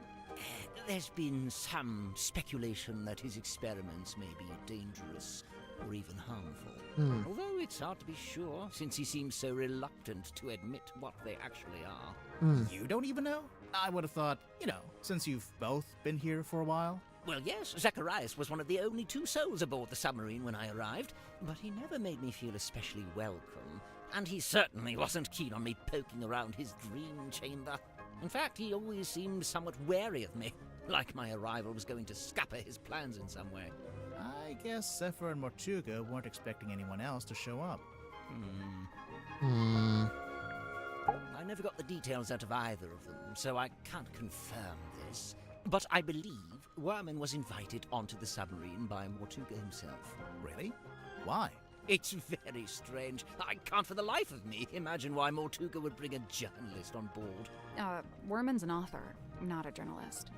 Well, he used to be a journalist. He wrote for the local newspaper. And I will say he doesn't seem to have lost the instinct to always be on the lookout for a story. Indeed. He lived and worked in the inn opposite my emporium. I'd see him when I offered my custom at the inn, and in return, he'd come by my shop. As a sailor, Mortuga shared in my interest of nautical navigation. He even hired me for a job once. Did he tell you he was planning to go live on a submarine? I don't think he told anybody. After his disappearance, all I had was several largely unsatisfactory rumors. They said he disappeared into the sea. whatever that was supposed to mean.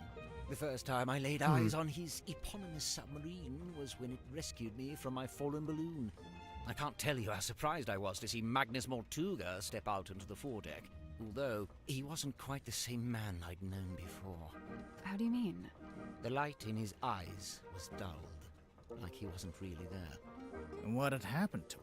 Well, I'd never found out, but you know, perhaps the rumors were true after all. Perhaps he had disappeared into the sea. Huh. Before this thrilling little jaunt on the Mortuga submarine, I'd lived in Silkworm all my life. I worked for my father and eventually inherited his business. Gorman Grip's Nautical and Aeronautical Precision Measurement and Navigation Instruments. Snappy title. I eventually trimmed the name down to just Mr. Grip's Emporium. That was around the same time I hired young Cornelius here as a much-needed second pair of hands. He's a stick. He does not have hands. Yes, running that business was my whole life for many years. Wait a second. Slow, No? sometimes tedious work, but I was extremely good at it. I especially relished in the task of deciphering and restoring old maps. The more decrepit they were, the more I enjoyed it. And now you live in the engine room of a submarine. Must be a big change. Yes and no. Yes and no. Young Cynthia seems quite convinced that she should be the new captain in the wake of Mortuga's death. Sounds like you don't agree. Well, now, I didn't say that. It's just... You don't think she's up to the task? On the contrary, from what I've seen, Cynthia is a remarkably bright and capable young woman. So much so that I bemoan seeing her spend her best years hidden away down here in the dark. Now, it doesn't have to be permanent. She could be captain for a little while and then go do something else. Hmm. You know, there was something I noticed while giving Mariana a tour of the submarine. Soon after we entered the bilge, she whipped out her tobacco pipe with a strange kind of urgency. Did she smoke it? Well, she put it in her mouth, but she didn't light it.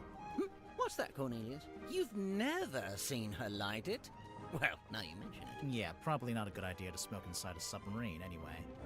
Yes, and Mariana seems like such a stickler for health and safety regulations. Okay, come on. There's nothing wrong I would with that. say, in the last day or so, the symmetry does seem particularly somber. Because of Mortuga's death? Yes, the problem seems to be that she considers herself a kind of catalyst. Does she? Why? Well, I believe she'd been working on some new project, and shortly before Mortuga died, Symmetry shared this project with him. And? And then he dies. It's probably just bad timing. Probably. What kind of project was it? I really have no idea. What's that? Oh, yes. Cornelius tells me he saw Symmetry drawing something while in the mess hall. A poster, apparently?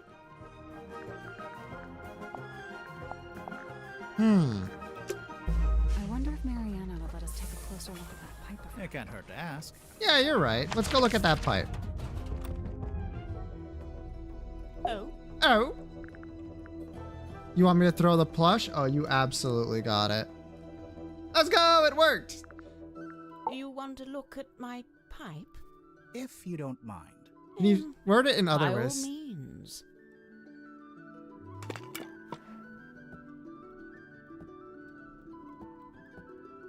Let's go! Oh! What is this? Sally, despite what you may have read in popular detective fiction, this is no time to smoke a pipe. I'm not gonna smoke it. You... What? It's a little tape player. Come on, give it up. Just let me take it. I'm sorry, Tanya. I cannot. But why'd you even need... I've told you before. No, you haven't. All you've ever told me is that you... I'd like to request that you return to your room. I have something I must attend to. Hey, listen, why don't we just kill him? That helps both of us. If he dies, we're both free, right? Come on, I know you don't have any better ideas. Okay. Stargazing girl stares into the ink-black void. Upon her trembling lips, a question born. A forbidden query of what may be and what may not be. The void, unyielding to the girl's plight, stares back. It speaks. close your eyes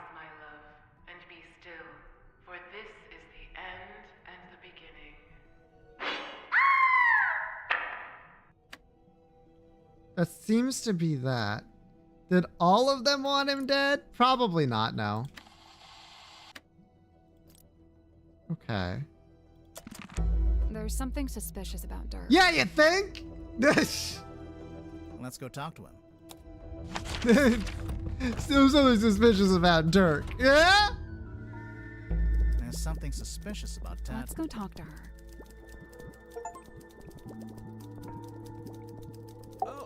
Oh. The other murderer. Tell me, Dirk, have you ever been involved in the planning of a murder? Bro, not cool. Why would you come right out and attack me like that?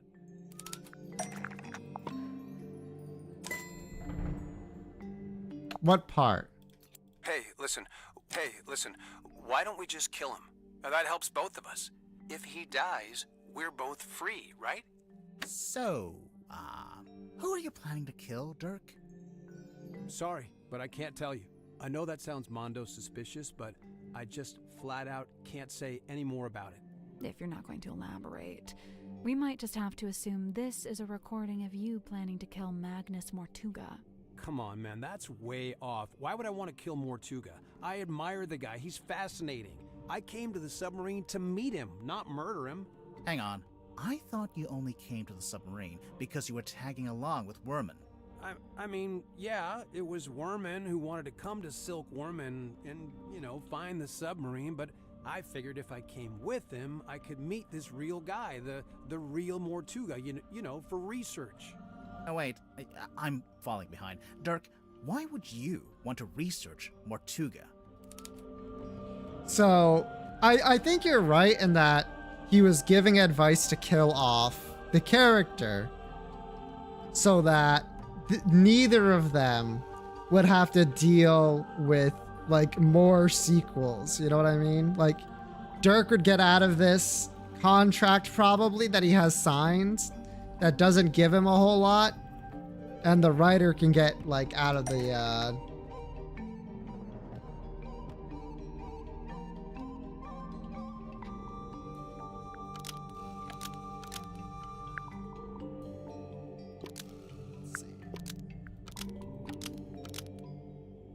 who is secretly on board, who Dirk plays in the movie. Magnus Mortuga Yep, was the easy original enough. inspiration for Marcus Mordoom, who Dirk plays in the movie adaptation.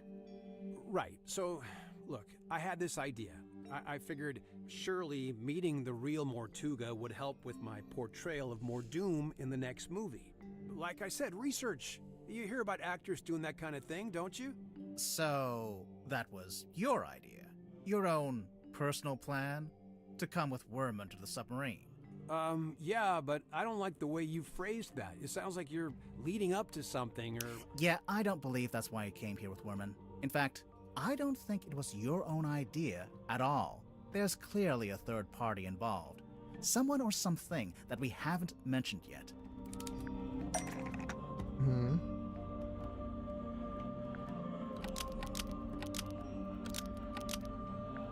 Told Dirk to kill. Asked Werman to talk. Replace. Asked Dirk to spy. I think it was... Is it Julian? Who asked... Where did we find that information again?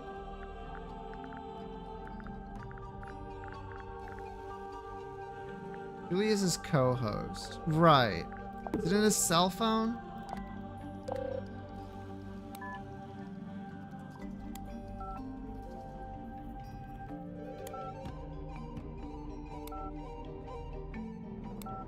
No.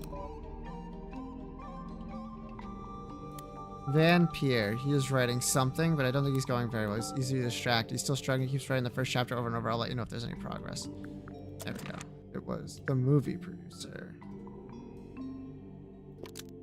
Astro's just spied on J.B. Murray. And report The back. movie producer There we go. asked Dirk to spy on J.D. Werman and report back. It seems like you're basically here as an informant for the Wit and Whimsy production company. You know, those guys who pay your salary.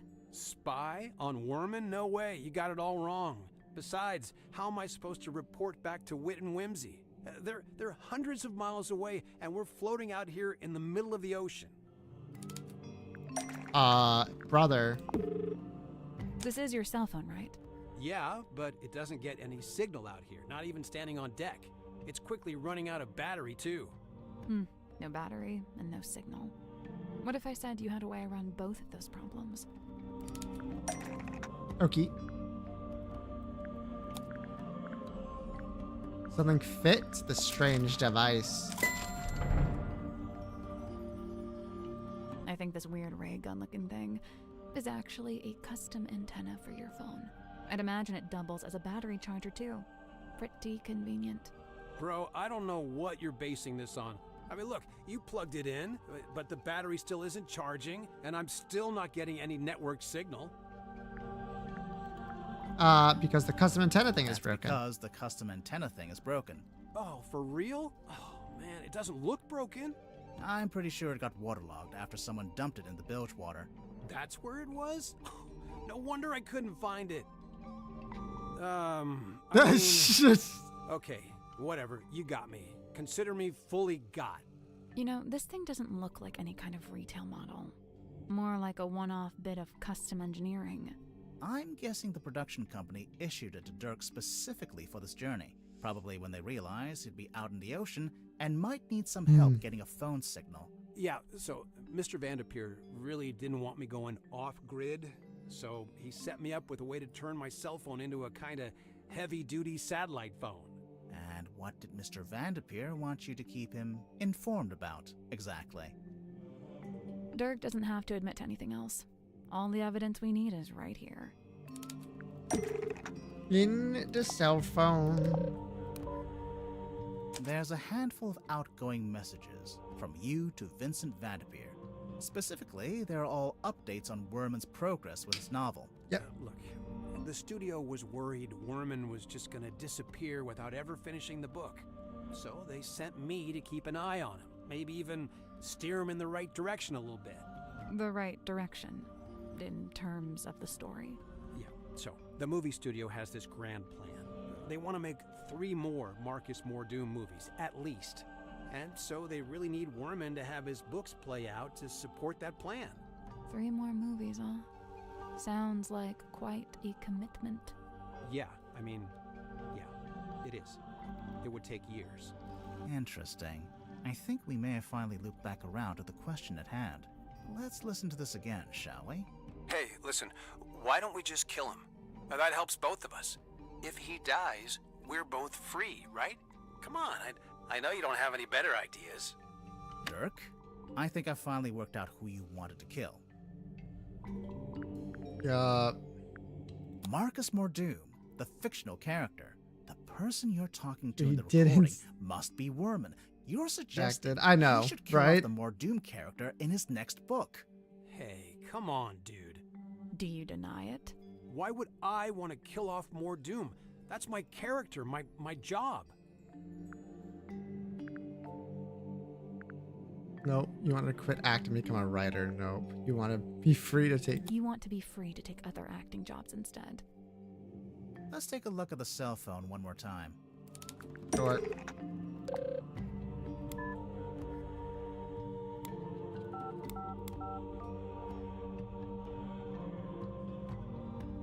Not free to take this. There's an email in here offering you a big role in an upcoming movie. Yep. And another email from your agent reminding you that you're not free to take it, and won't be for several years. From what I gather, you signed a pretty lousy contract with Wit and Whimsy, and now you... Okay, hang on, sorry, but how would you know anything about my contract? Well, I don't know the fine details, but I did get a general sense of it. General sense of it?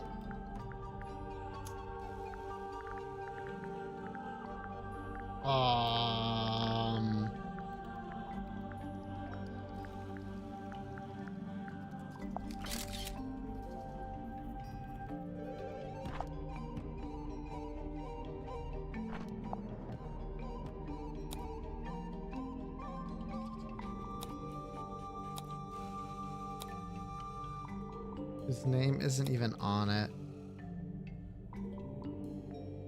Can.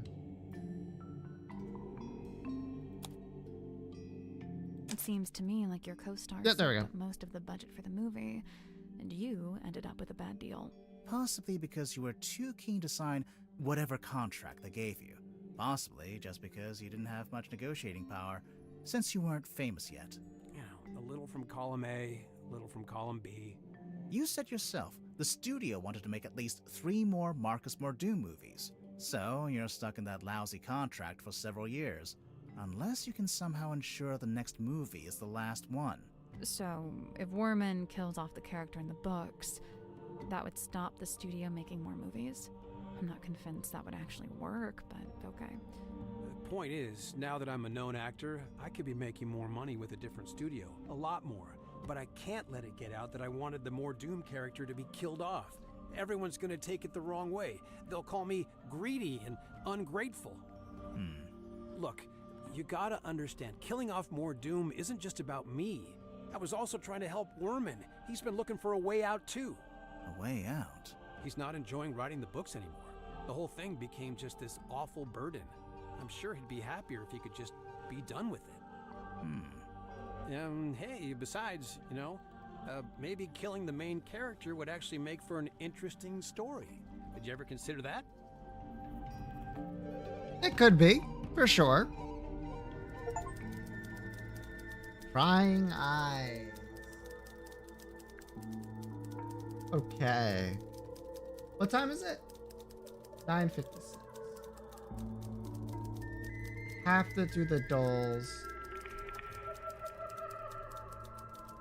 quick as heck, because I wanna go more. I wanna fly more. I gotta go talk to Icicle. I can skip the ones that take me for a long time. They're not important. Mom's knife. Now that's an item. Fuck. Shit.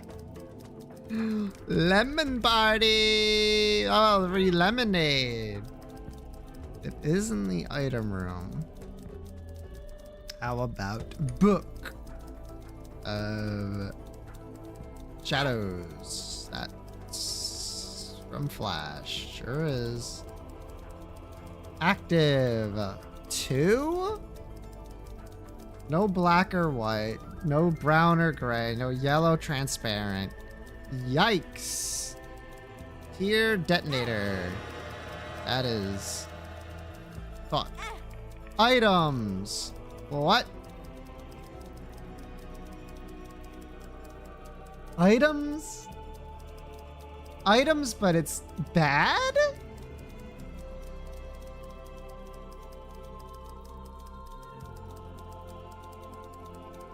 Fuck. Eternal D6 is white. So that's not gonna be it.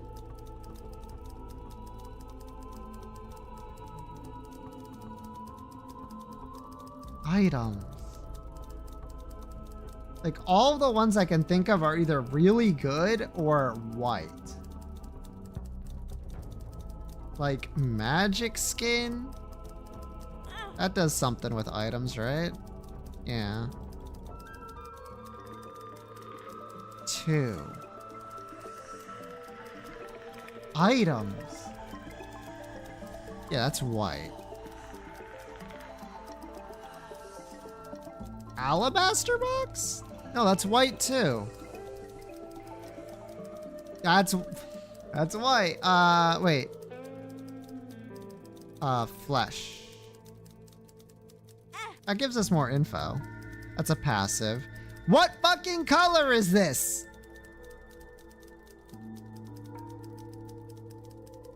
Blue? It has to be.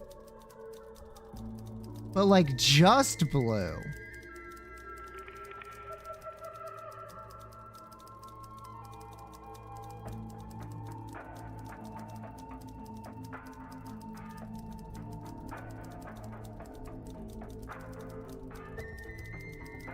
Guess it could be blue purple, but doubt. Big doubt.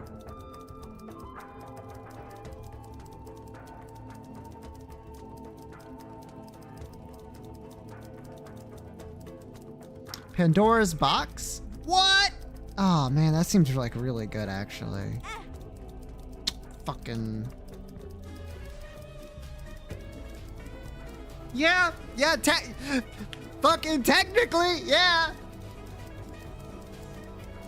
Items. Fuck. Greed. It is just items. I can't deny it. I wish I could because I'm mad, but a reroll tag? I know. Fuck. Okay. Are these technology? Or decimals, sure, whatever. Same shit at the end of the day. Mom.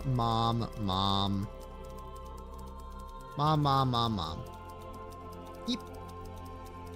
On hit. On hit. Almost. No, it's self damage. And then yeah, sure. What the fuck does large sit do when you get hit? Whatever. Damage and hurt. Don't worry, I got this. Pops? What? Oh, Pops, yeah. Okay. I was like, what Pokemon are you talking about, Fallen? I forgot I asked a question. Isn't it amazing how I can remember things in the video game, but as soon as it's like actual words, my brain like just fucking shuts down and doesn't work at all? Fuck. Okay. Tornadus. Less than. Groudon. Gen 4 monotype. 1 stage fully evolved Arceus. No. Gray, yellow, Regigigas? Yeah, okay. That's an easy. Silhouette is a good Pokemon. Poplio. Once it has whipped up a Sandstorm to halt its opponents in their tracks, this terrifying Pokemon snatches away their vitality. Their vitality? Whips up a Sandstorm to halt its opponents in its tracks. The pop Pokemon, true! There's a lot of Pokemon that are associated with things like that. Are we thinking like Hippowdon? That's like the known one. Maybe it's something a little more like Cacturn?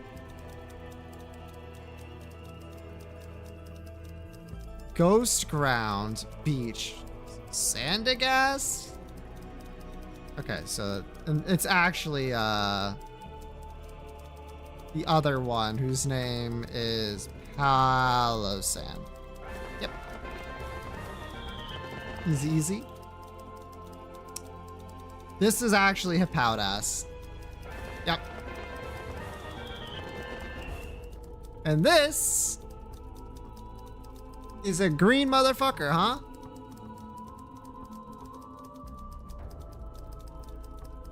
Weed cat? No. Look, that's all fours, if I've ever seen it. This looks like Iron Leaves? Fucking what? Just regular Virizion? Fucking what? Poison? Fucking what?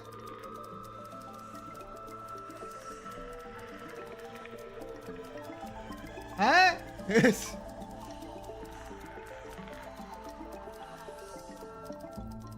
Garbage? Oh, I see it. That's Garbodor G-Max. Ah.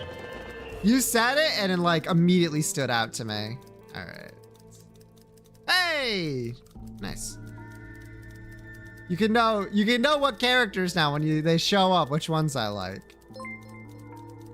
Oh, thank you for the follow, Milka Over the Moon. I'm glad I read that. All right, this one only takes a second. Let's go! Let's go gambling. 4, 7, 2, 4, 4, 3, I don't know about this one, gamers. We do have 3 4s though.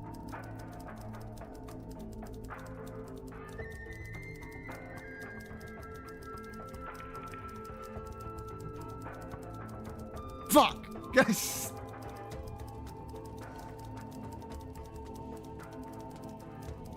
It's not worth very much.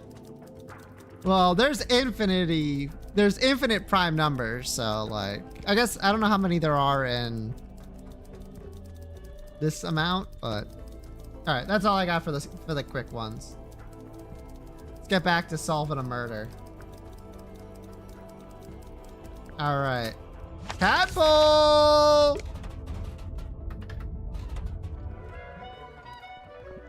A bottom 8% happens to the best of us. Keeping secrets. Tadpole, what would you say your relationship with Mortuga was like? We got on great. Where's this going? Did you ever disagree with him? Argue with him? Nope. Let's get to the point, Come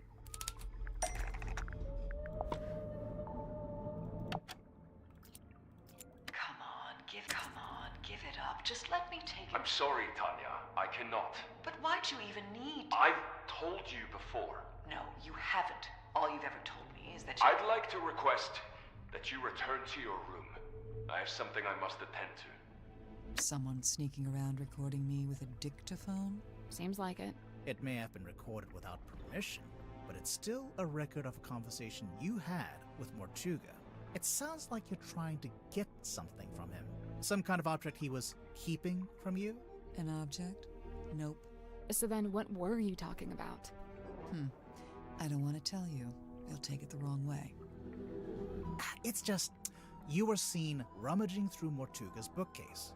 The one in this cabin. Someone sneaking around watching me rummage through bookcases? I thought maybe you were looking for this.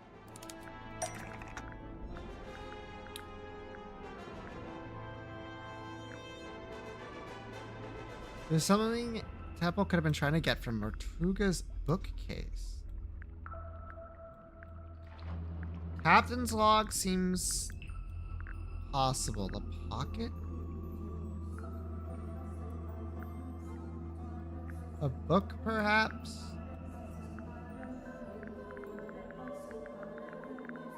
There's a few things I think it might be. Captain's log's one of them.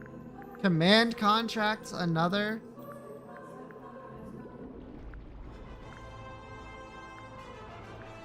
Even got Tortuga.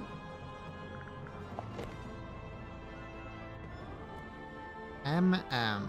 Ah, nope. That all you got? I mean, it would neatly explain what that argument was about. Not an argument. And obviously I noticed that there's a dried blood stain on the front of the book. Nosebleed. Very common among divers. Oh, really? I assumed it was Mortuga's book because of the MM initials. Nope, it's nothing to do with him. It's just some old book. It's not important. Now that's not quite true, is it? It's not even a book. It opens up into a little box. Mental note. Don't tell your birth date to Dirk Dansom. Even if you didn't take the book from True. Mortuga, there's something in there I wanted to ask you about. Can we open it, please?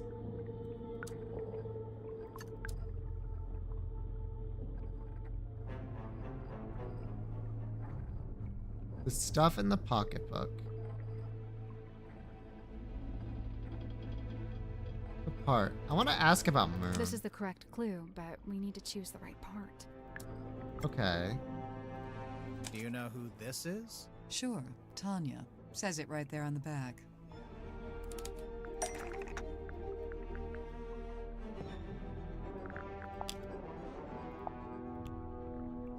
We heard you used to be a rescue diver. Mental note. Don't share any personal information with Dirk Dansom. Hey, they spelled your name wrong. It says Tapdole. Oh, unless... Yeah, that's my real surname. Tadpole begun as a stage name, but now I just wear it as my name. Right, sorry. Makes sense. A stage name, huh? So the book contains photos of these 3 women, one of whom we've established is you, Tadpole. since it has your old name written on the back. What of it? It originally belonged to Tadpole. It probably means Tadpole stole the book from Tortuga. It probably means that this should be other records in the book. Imagine being named Tadpole. Yeah, that's true. It probably means the book didn't originally belong to you. Right. Why would you have a record of yourself? I told you, it's nothing to do with Mortuga. So who does it belong to? Nobody. We need a clue to compare with the pocketbook. Something to suggest who the original owner was. I have information for that?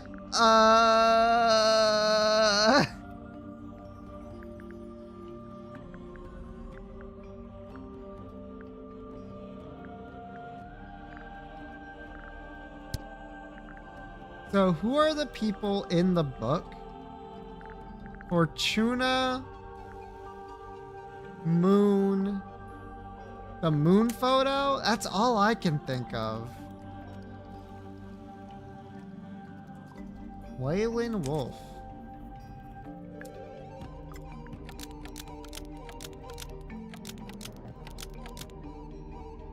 Raving of...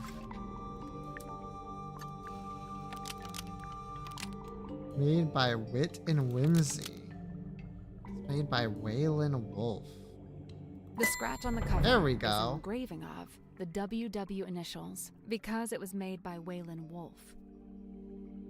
So the man in this photo, Waylon Wolf, we think was the head of some kind of traveling show. A group that you, Tadpole, used to be a member of. Hey, look at that. I'm actually impressed. Presumably, the pocketbook is where he kept records of the various people he had dealings with. Tanya Tadpole, Mariana Moon, Baroness Fortuna. The first two we know about. But what about Fortuna? What does she have to do with Wolf? The only thing we really have of Fortuna, not here.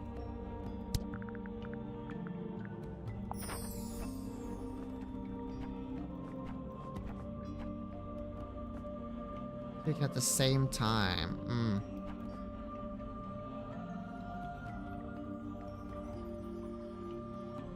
Stuff in a mirror. Theater owner.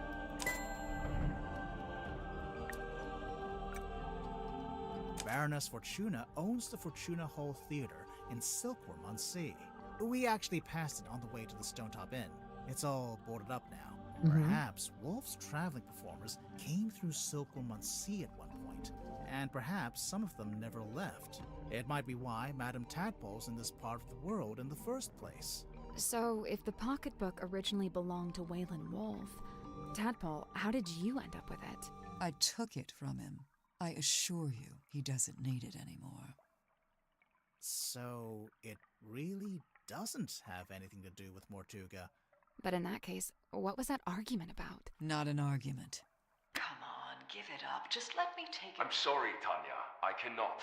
But why'd you even need... I've told you before.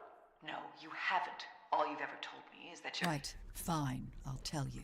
But you better not get all excited. I was trying to convince him to leave the submarine and give up the captaincy to me. What? Not because I wanted to be captain, but because I could tell Magnus didn't.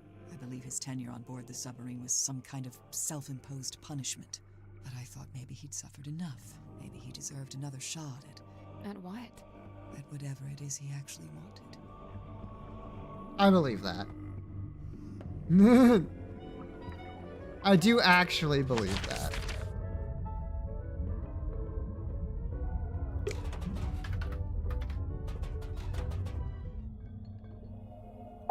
Hello. We got quite a lot to show you, man. A bit of light reading, hmm? It's a book about a hex. So I see. A charming pulp adventure by the looks of it. Is it the same kind of hex that's in your hex bottle? Let's see. No, they're quite different. The hex referred to here is merely an abstract form of curse that manifests, for the most part... Sorry, did you just read the entire book? Of course not. Just chapters 1 through 5. Maybe he actually is pretty baller with it. It seems our collective fate hangs on the outcome of your investigation. I guess. Man This is a be good- reading. it's high time How? for shifting He to be reading tides. fast. What do you mean? There are too many souls aboard this ship, many of them seeking things they shall not find. Including you, it sounds. As good as they were, it was not Miss Silkmoth's politricks that interested me. Rather, I was interested in the base mindset they were a symptom of. In particular, her ruminations upon the great unknowns of life and death. There are clues to it, right here. Look at the choice of words. Unfathomable, inconceivable. And on the reverse, you need only look at the chosen subject matter for her newest work. It's a Grim Reaper. It's the cloth that Magnus used to cover the cauldron. Why would he need to keep it covered? Either to keep it away from prying eyes, or perhaps he concealed it for his own benefit. Before we left port on the submarine's maiden voyage, Magnus asked a favor of me. He wished for me to venture into the Stone Top Inn, collect this cauldron, and bring it on board. It was in the Why couldn't Stone he do it Top himself? Inn? He'd have been strong enough, surely. I'm not sure exactly. I was already preparing to bring a large amount of heavy equipment on board. I suppose Magnus considered it logical to fold the cauldron into that set. Was it shut and locked? Shut, locked, and covered with the sailcloth. Magnus never told me what he kept inside it, if that's what you're asking. That belonged to Magnus Mortuga, but I suppose it should pass along to Cynthia. Cynthia doesn't get all of Mortuga's stuff just because she took over as captain, surely. Of course not. However, I imagine at some point Cynthia may wish to unlock the captain's cabin. True. Probably nothing to say on that. If only it hadn't been torn in two, then I could be sure. Of what?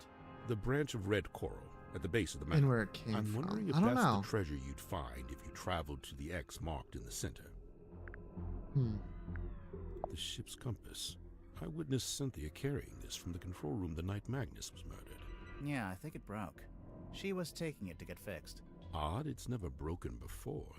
There must be a connection. True. Magnus and I installed this in the captain's cabin shortly after we left port for the first time. It is exceptionally heavy. Did Mortuga tell you why he wanted a big iron bell hanging over his desk? He merely said it was an object of great importance and that he'd like to keep it close by. Do you have any idea what it is? He referred to it as a bell, Detective. Yeah, just going by the shape. But it doesn't ring, so we're not sure. You may be more correct than you know. Personally, I believe it is a bell. Not in the musical sense, but rather a diving bell, which is to say it's designed to be lowered to the ocean floor. With a person inside? I doubt it. It's not really big enough. Fascinating. Some unseen entity is attempting to speak with us through the radio. I think it's just broken. Of course it's broken. That's precisely what opens it up to ethereal transmission. Okay, sure, buddy. Sometimes you offer good advice and then sometimes Of you're like course, that. Much like his model town, it is specific to his life and his memories. So he made the model ship and the model town at around the same time. I believe so. Interesting. Interesting indeed. Why is it still encased in polypropylene? Makes it more valuable to a collector. I'm sure that you get it. You're a kind of collector, aren't you? I collect only one-of-a-kind items, and only those with significant provenance. Technically, this does have significant provenance, since it's owned by Dirk, and to use the actor who plays the character. Oh, yeah. Oh, yeah. You know, Magnus never liked the name Mortuga Submarine. Surely he was the one who chose that name. I believe it was something that just happened. He didn't have a willing hand in it. All told, Magnus was rather dismissive of the notion that the submarine should bear his moniker. But it was his submarine. He was dismissive of that notion, too. Magnus was fairly averse to record keeping. He can't have been that against it if he bothered to write in the captain's log. However, standard protocol would be for the captain to keep a record of every single day, whereas Magnus only filed a handful of these log cards in his entire tenure. Fair, fair. Has the wheel always looked like that? Like what? With one side broken off and replaced with a different material. It's never been my job to steer the ship, so I've never really taken any notice. Fair. Fair. This magazine emanates a peculiar energy. Jealousy, frustration, even greed.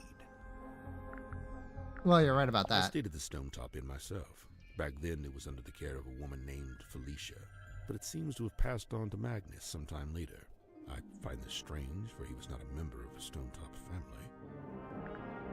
It is strange. Godric Grip's hand-carved talisman. You think everything's a talisman. I thought it was just a part of the branding for his shop. It may well be. Nonetheless, I conclude that it is imbued with energy, and its primary function is to be an anchor. It's not heavy enough to be an anchor. I'm pretty sure it would float. He means an emotional anchor. Oh, right.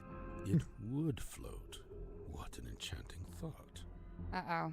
You've given him an idea. It may be that the true meaning of the cane is found in its unsinkability. So it's a reminder not to sink, not to drown. Like some kind of life preserver? It's a fine garment, is it not? Has it been in the control room the whole time? From the moment I first entered the submarine. But it doesn't belong to Mortuga. It does not. Correct. We knew Rather, this. It seems that Cynthia is using the contract as a talisman. A talisman? Like, as protection? I did notice she taped it to the back of the chair in the control room, so it's like you can't go in there unless you acknowledge it. Correct. The contract is a shield behind which Cynthia hides. A forgery, Now, no less. this is a talisman, surely. On the surface, it appears so. However, in this instance, I think the concept has been inverted. A reverse talisman. That's all you have to say about that? Or whatever. Keys on this typewriter. They appear to be a set of arcane runes. Has Mr. Werman been dipping his toe in the black arts? Man loves talismans. He does love talismans. That's odd. This doesn't look like Magnus's handwriting at all. It's not written by Mortuga. It's from a guy named Ibis. I saw the diagrams pertaining to the location of the Mortuga submarine, and I assume Magnus must have written it, for who else would know such things? Indeed. Mariana Moon's tobacco pipe. Yes and no. It's actually a dictaphone, like a little tape recorder. Curious. Is Miss Moon some sort of covert operative? Who knows? Maybe. I think she's just nosy. Probably both. So, Dr. Zephyr, I'm guessing you don't have an actual doctorate. Correct. I walk not the path of formal academic recognition, not for lack of trying, you understand. 8 separate institutions turned me away, asserting that my ideas were, quote, incompatible with our modern world. They forget, of course, that the modern world is a fleeting and ever-changing thing. Indeed, all of history's greatest scientists battled with such short-sighted stubbornness. So, you want to be one of history's greatest scientists, and fundamentally change how we view the world? Is that so much to ask? I mean, yeah, it might be. So then how did you end up studying dreams? It was the result of acquiring a particular specimen. It opened up new ways to study the subconscious mind. A specimen? Like what?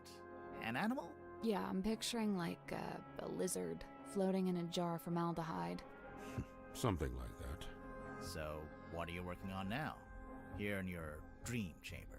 I'm studying subconscious spirit transmissions, analyzing their meaning, their intention. Do you need to be in a submarine to do that? Of course not. However, positioning myself here affords me other opportunities. Like what? The possibility of studying the most important specimen of all. If her transmission could be analyzed, interpreted, it would be an unparalleled discovery. Her? She is all that stirs in the minds of men that they shall never know. A being known only as the Mermaid. A person? I've told you all I know. Then apparently you don't know much at all. Correct. Correct. I have a curious observation about Okay. Mr. Gorman. Unfortunately, I haven't had the time to perform an analysis, let alone propose a hypothesis. That's okay. Just tell us anyway. I observed that he did not seem at all saddened or sorrowed by the death of Magnus Mortuga. You can't know that. Some people don't always show emotion on the surface. Of course. quite true. However, Mr. Werman did display an emotion. Relief. Relief? Gazing upon the crime scene, much of the tension coiled up in Mr. Werman's body visibly dissipated, and thereafter he seemed energized, galvanized. That adds up. How did you meet Mortuga? It was on my first visit to Silkworm many years ago. I was merely passing through, so I stayed at the inn where Magnus was working at the time. So Mortuga was just an innkeeper at this point? Not even. The innkeeper was a woman named Felicia Stonetop. Magnus merely worked under her charge. The two of them split their time between running the inn and running a small sailing ship. Sounds like quite a nice life. He joined us about a week or so after we first left port. He caused problems almost immediately. How come? Godric made some kind of official request, but Magnus had denied it. Their disagreement was something to do with navigation. For my own sake, I stayed out of it. That sounds right. It is no mark against Cynthia's character. She is a sharp young woman and capable engineer. But I was wholly surprised to learn that she had become captain. Did she never say she wanted to be captain? On the contrary, I was aware she'd held such aspirations, initially. But I was under the impression that her campaign had ended in failure. Meaning? That Miss Seafoam had made her ambitions known to Magnus, but he had shut them down. Sounds It is right. hypothesized that Miss Moon was embroiled in some form of deal with Magnus Mortuga. What kind of deal? What would she give him? Money? His heart beat not for money and things. What did it beat for? People. Kinship. So, Mariana gave him a person? Maybe information about a person, or how to find a person.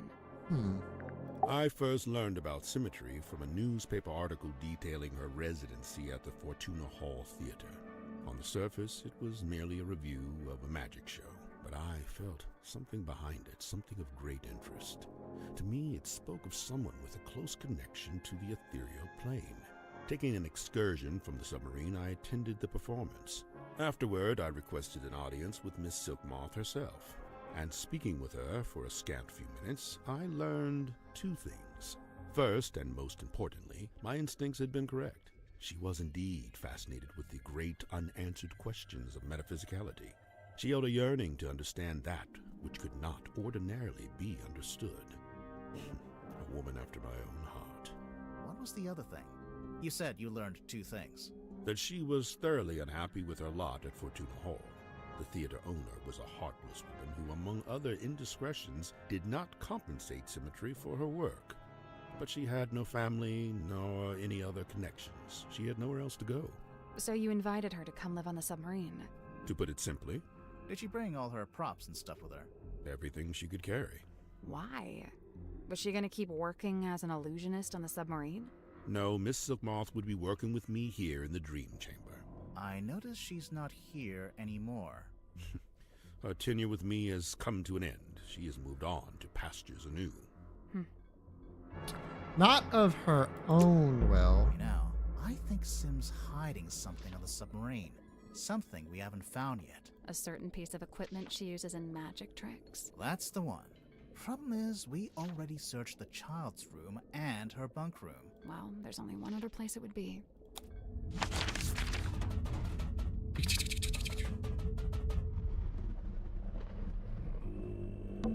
There's a cloth hanging up on the wall.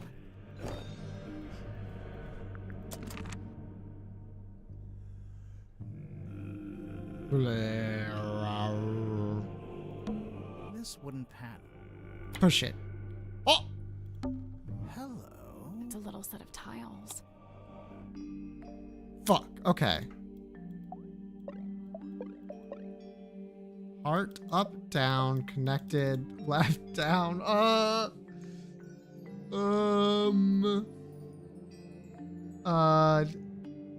down. No, wait. This is fine. I can figure this one out.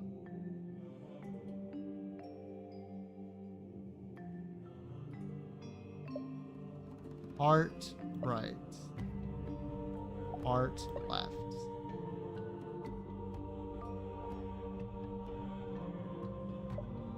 Heart. Oh, this is down. It's facing right. So if I go like this and put it this way.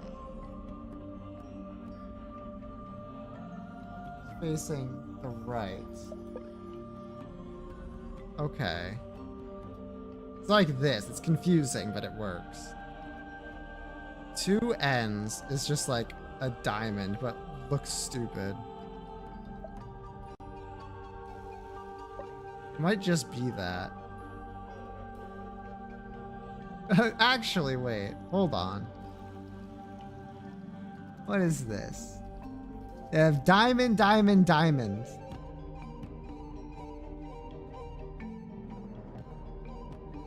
And then a club of some kind.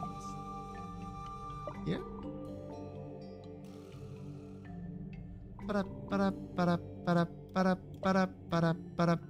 Let's get everything into its rightful place. This would be upside down heart.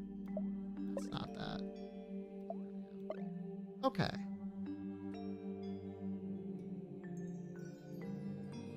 That's facing up. This is facing down. Yep, yep, yep. Okay. That should be good. Diamond and then spade. Where's spade? Where's my spade at? There he is. Alright. Spade double top is 2 points. Again. Huh. Two bottoms is a weird looking one. Like this. Top pointing right. Top pointing down. And then you. Hey. This is two of the bottom. Two of the top is a weird looking shape. This one? Yeah. Top to the left, top to the right, top down. This goes...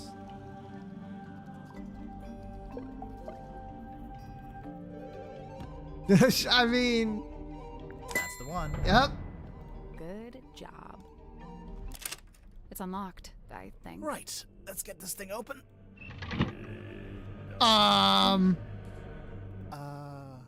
There's a girl in there. It's a doll, I hope.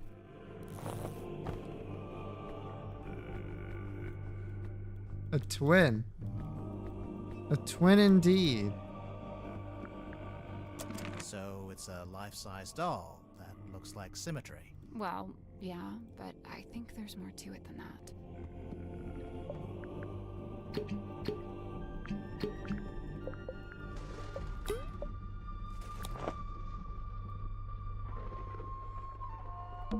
Is that a camera? No, I think it's a projector. A projector? Oh!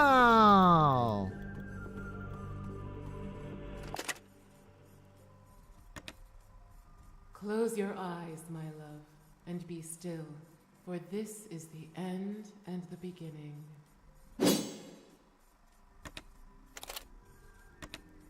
You really want to turn back after you got the map sussed out and everything? There's no wind. It's an ill omen. Oh my god, Magnus, you're so dramatic. All I need you to do is steer, all right? I'll handle the scary stuff. Felicia. I can't change my mind. Sorry. I spent too long planning this. Anyway, we'll be there in a few hours. Be where, exactly? Right. I didn't really explain it yet, huh? I've asked several times. You always wriggle out of it. Well, I've got nowhere to wriggle now, do I? Sorry, why was there a projector hidden inside the doll? Rewind that a bit? Okay, 1 second. Fuck. Hi there.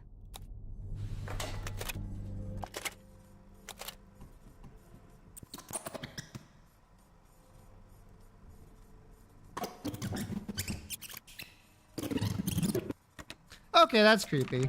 Hey,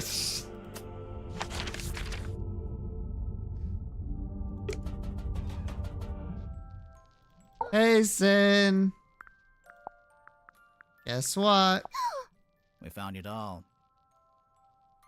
She's not talking. You didn't ask her anything. All right, fine. What's up with the doll? Okay, now she's not talking. Speaking of, Sim, can the doll talk? Like, does it have a little speaker inside? She is ever silent. I speak for us both. I just thought, there's a string on the back. I thought it was like a pull string. It is a pull string. Oh, then how does it work? You pull it. Is this yours? No, not mine. Merely borrowed from Magnus Mortuga. Mortuga owned a projector? What for? Projecting a film, I guess? Not this film. What did you want it for? Projecting this film. There's something suspicious about Symmetry. Yes, but not nearly as much as like a bunch of the other characters here. Hello, Sim. Symmetry, you were in the Illusion Theater with Mortuga the evening before he died. I concede! I concede! I am laid bare! Anyway, there was some talk of Mortuga being killed by a curse. You wouldn't know anything about that, would you? Grimoire. What? She's the resident curse expert. It is entirely possible that the captain was set upon by a curse. See? I knew she'd know about this. Let's just stick to the facts, shall we? Sim, if you were in the Illusion Theater with Mortuga, what were you actually doing in there? A performance, no? A performance. Like a magic act? A foolish act. A callous indulgence through and through. I don't understand. Did it go wrong? I performed it perfectly. Then what's the problem? She's gone quiet. It's okay, we don't need to force it out of her. Doesn't that shows the plans? It's a poster for a magic act. Okay. Or a rough layout for a poster anyway. Oh, we found something else too.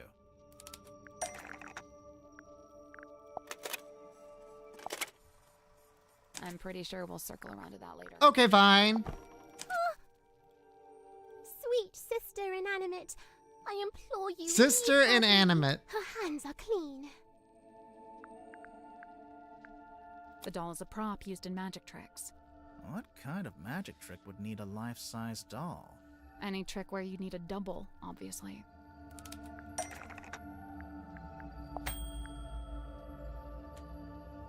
Not this one, the other one. There you go. Sim and her reflection. Sim used a doll as Your a magic double. act, Lady of the Looking Glass. I don't claim to know Scared exactly how it Mortuga and he works, fell? but as I don't far as know. I can tell, you put the doll behind some kind of special mirror, and it acts as an identical double. Lady of the Looking Glass is a thing of the past. I am no longer able to perform it. Because you don't have the special mirror. You misunderstand. I shall never again perform this trick. But why not? Because the past sucks.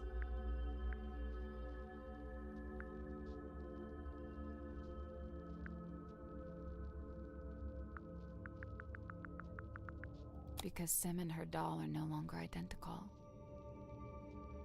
Sweet sister stays ever a fresh-faced child. No such fate is writ for me. So you can't use the doll at all anymore? Oh, she uses it. A doll.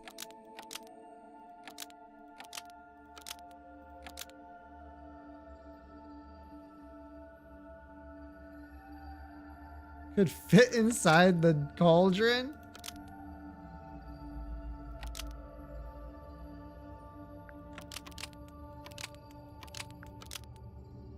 For symmetry, if the trick was The done in doll could still work as a double for Symmetry if the trick was done in the dark. Almost. It's gotta change one thing. The doll, that's not right.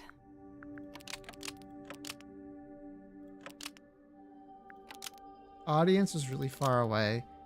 Facing away from the audience? The doll. Ah, I is double see. for symmetry. If it was facing Okay. away from the audience. Facing away? Oh, like the sketch on the poster. Right. I wonder why she needed a double, though. This isn't a mirror trick like before. It would help if we knew more about the trick itself. I figured it True. out. We don't even Okay. know what it's called. No, no, no.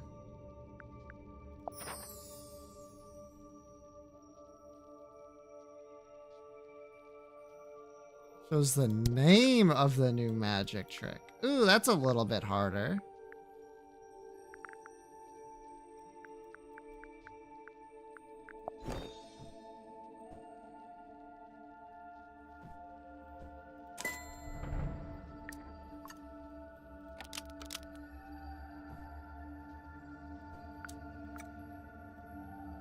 Title. The Stargazing Girl. Says it right there. Besmirched by my own penmanship. Truly the folly of man. Truly the folly of man. Be written on the sailcloth. I'm pretty sure she used it during the magic act.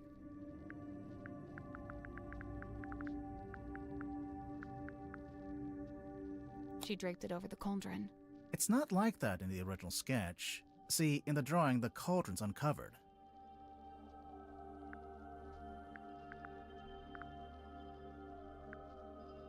Mortuga asked her to keep the cauldron covered up. Before the captain assented to me using that room, he'd been using it for storage. When I was first let inside, the sailcloth was indeed draped over the cauldron. I hadn't realized he did not wish me to remove it. When he saw my design for the poster, he had but one request. Symmetry. All I ask is that you keep the sailcloth on the cauldron. And given that you had to keep it, you made use of it as a kind of banner. So what's the Stargazing Girl about? What happens in it? I do not wish to speak on it. No? Well, we actually know quite a bit about it already. How do we know what happens? I mean... I'm pretty sure we'll circle around to that later. Okay, cool.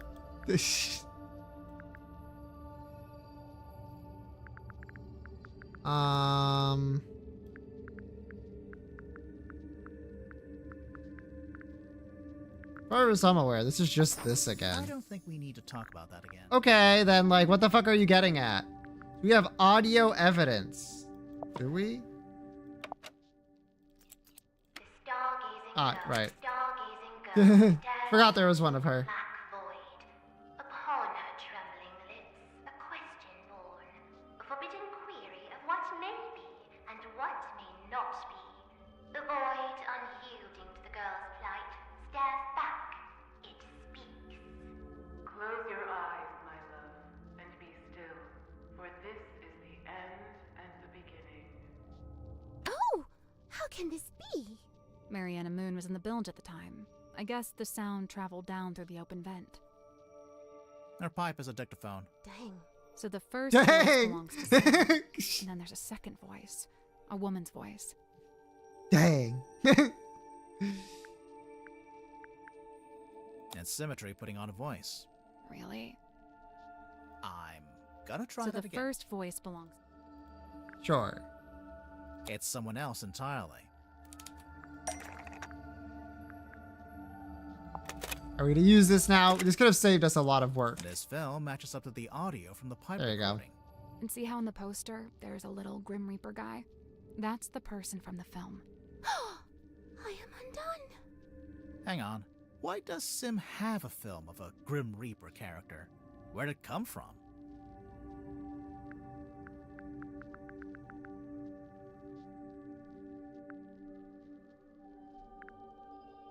I don't know. It's a scene from Dirk's movie. Is it a scene from Dirk's movie? Oh yeah, good catch. Okay, You're so welcome. Sim put the projector into the doll, and it projected onto the circular window at the back of the room. If the doll was sitting on the cauldron, where was the real Sim? Where was the real Sam?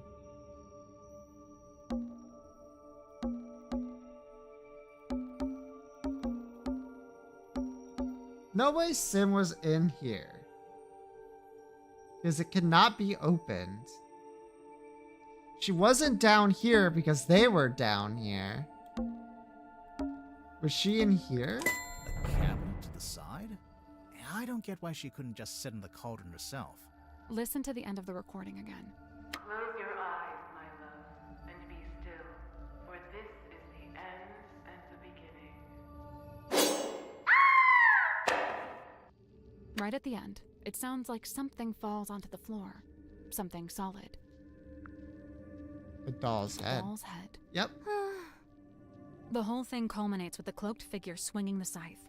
Sim screams, pulls a string, and the doll is decapitated. Oh. Jeez, that's kind of dark. I lay awake that night, eyes wide with regret, able to bear it no longer. A decision was made. I would tear it all down, the whole misbegotten affair. So that's why you went back to the Illusion Theater. And that's when you found Mortuga. The image of his lifeless form. It filled me with a great thunderous guilt. But why? You think you might have actually caused Mortuga's death, somehow? I know not the manner of Magnus Mortuga's death, but I do know this. The night of the stargazing girl. It was his last. So, even if his death was unrelated, you feel bad that your trick was one of the last things he ever saw. When we began, you implied that I laid a curse upon him. And I say this. Maybe I did. Yep. Okay, so you're innocent. Just like deeply disturbed, which, you know. Fair enough. Time 10:47. You were not done with you, if I remember correctly. An apparition of death. Intriguing. But it's a woman. Wow. Death could be a woman.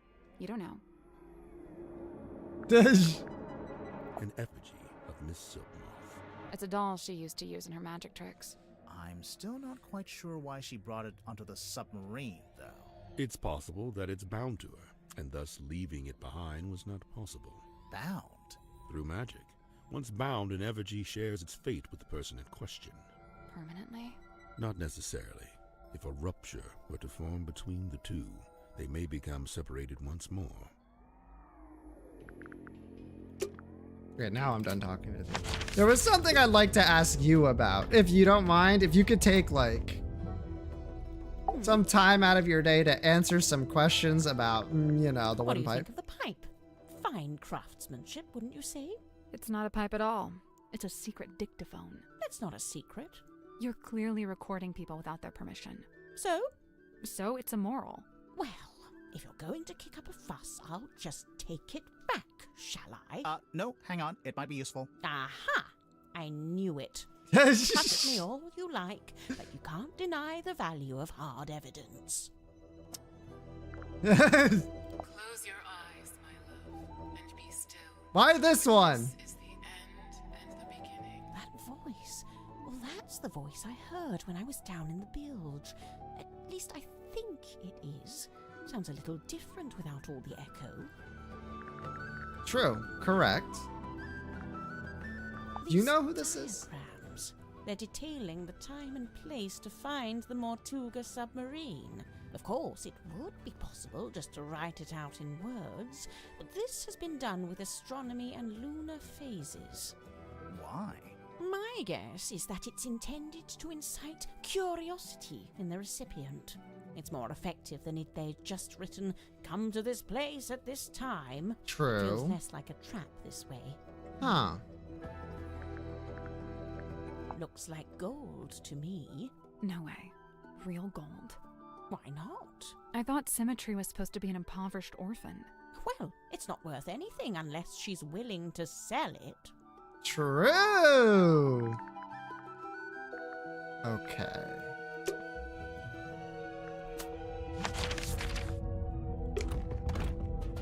Someone's got to comment on this. Where did you find that? The crime scene. In a cabinet, hidden off to the side. Oh, of course there's a hidden cabinet. Oh, it's just too good. I don't know if it has anything to do with the murder, though. Details. Details. You look like someone who might smoke. Grimoire, don't say that. Hey, no, he's right. Look at me. Mariana Moon, on the other hand, doesn't touch the stuff, seeing as how her only pipe is actually a dictaphone. You already knew? Oh, you can literally hear the tape spinning when she's recording. It's not as subtle as she likes to think. I mean, good point. No doubt about that. Hey, you might have some information about this recording. Unless I already showed you. I did. Fuck. Someone's got to. How would you like to take a look at it? That's Mortuga's, although presumably he got it from someone else. Someone on the submarine? I mean someone from before. Is this footage from his movie? That's true. Oh, I don't know anything about that. You sure? Never seen it before. What? Nothing. Nothing.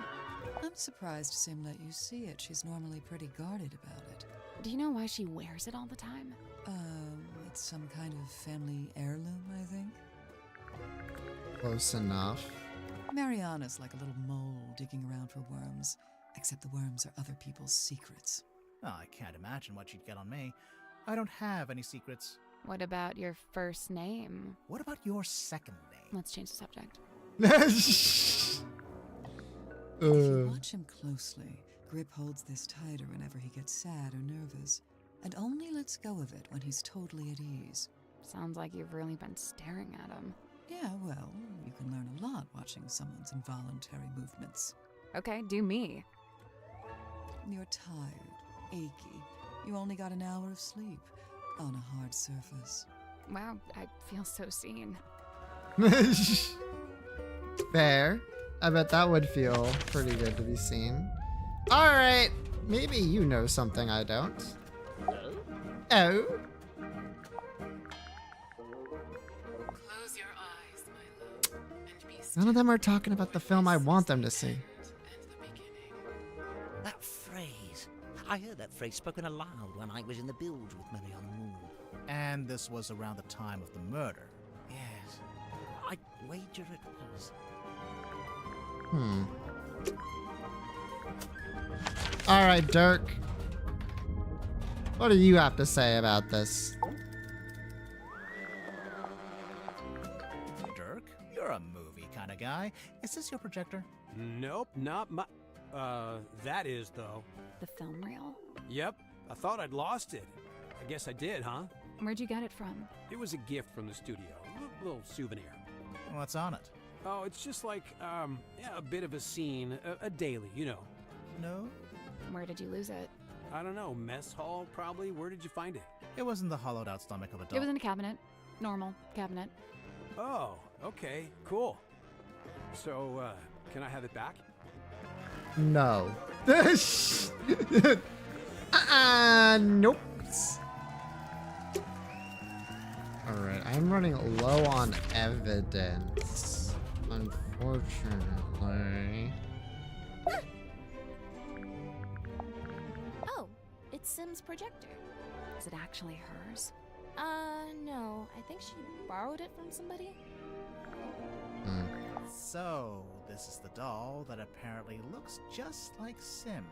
Yeah, I mean, it does and it doesn't. Oh, the head comes off. Really? Yeah. I don't like that. It's kind of morbid. Not wrong. The stamp. That's Governor Fellow, the guy who owns Silkworm on Sea. I didn't know you could own a town. Well, he acted like he did. Putting himself on the stamps was the least of it. Sim let you see her locket? Do you know what's inside? Did she ever show you? No, and I didn't ask. She's allowed to have secrets. Wait, you didn't open it, did you?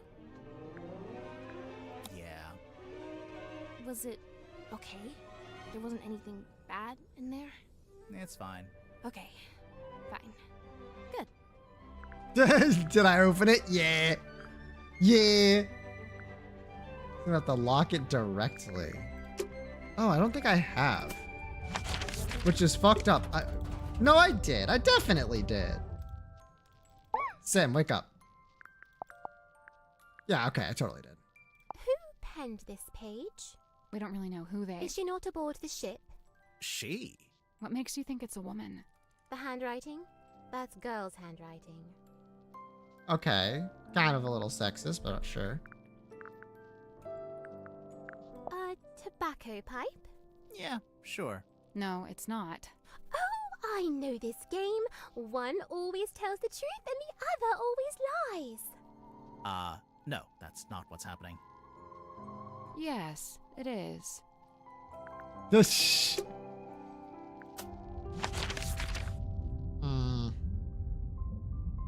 never figured out how to open the fucking box now that I think about it.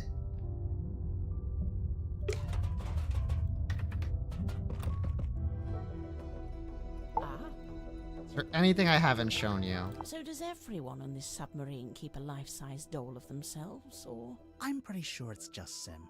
I swear, if we find a room somewhere with dolls of everyone else, I'm going to freak out. That's fair. You know, one of the reasons I found it hard to research Mortuga was that there really wasn't much of a paper trail.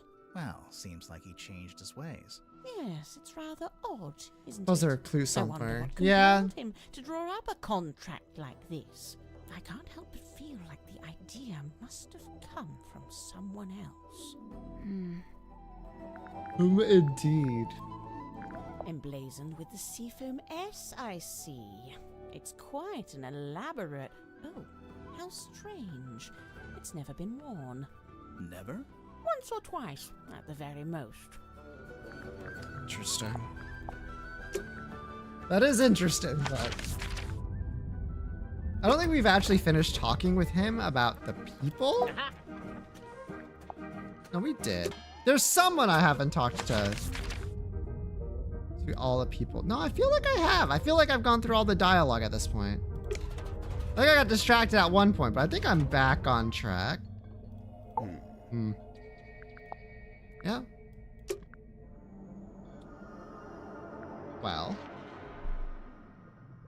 There is a solution to this. Who's presented 38? Now, I am blind.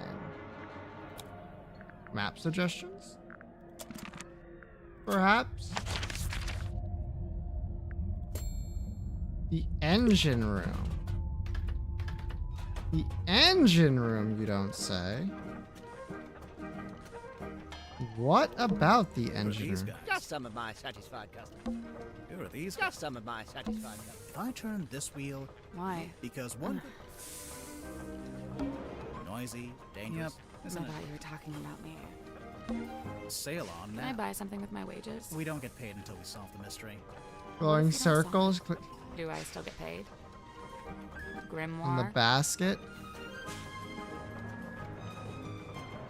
Nah. That doesn't sound right. Grip, can we take a look in the basket? Yes. Will you be getting out of... No.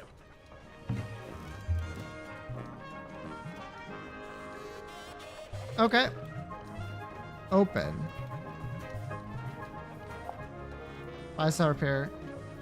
Chart the unchartable, plot the unplottable, measure the measurable.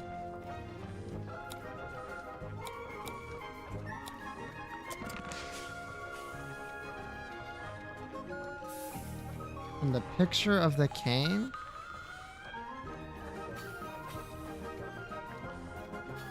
I see. It's a big compass.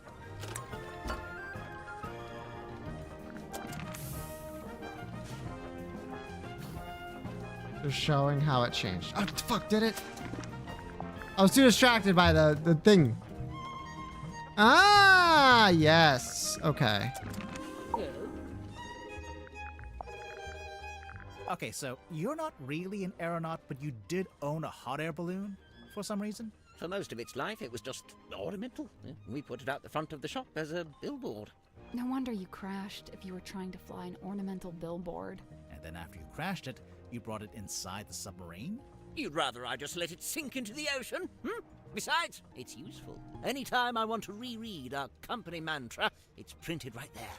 And anytime you wanted to check your opening times, they're right there. Quite right. Oh look, there you are, with a cane, as ever. Of course, Mr. Grip always has Cornelius Kane by his side. But why? What's the point?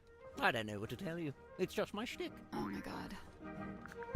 There's something suspicious about Grip. Really? That's the... Okay, whatever. It's fine. No, it's fine. It's totally fine. That's literally totally fine. Let's do it. Ha-ha! How about you? I've been looking forward to this part. Yeah, there is something, or someone, that I'd like to ask you about.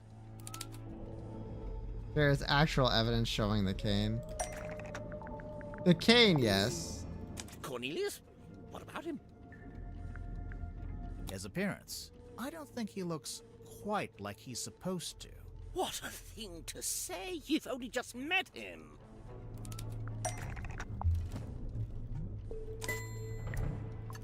This is the right clue, but let's be specific. Oh. Now you mention it. I have a they don't second match at part. all. The one you've got is a different shape, and it's made of wood.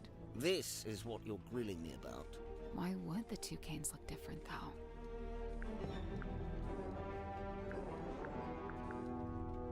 Grip made a new cane after arriving on the submarine. Sure. What a damning accusation. Yes, I made a new cane, and yes, it's made of wood. Where are you going with this? Where are we going with this? Where did the wood come from? I forget. Fucking no, you don't. We'll get to this later. Okay. Do you want me to use the steering wheel? There's a faint resemblance, I suppose. But aren't the wheel spokes a fair bit shorter than Cornelius? Uh-huh. If you remove the bandage, you can see that Cornelius is made from 2 pieces of wood. 2 wheel spokes joined. Remarkable! This is quite the revelation. Oh wait, you're saying you didn't know the wood came from the wheel? Of course I didn't. Why would I know anything about that? Because you've got the rest of the... Because you've also got the rest of the broken wheel pieces. Yeah. Oops, back. Okay, go back there.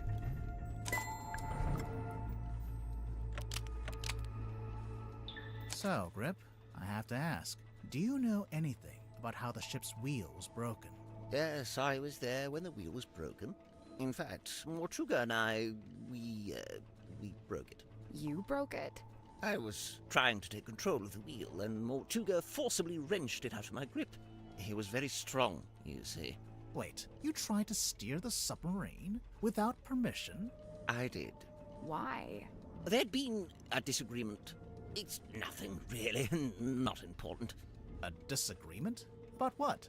Where to take the submarine? Something like that.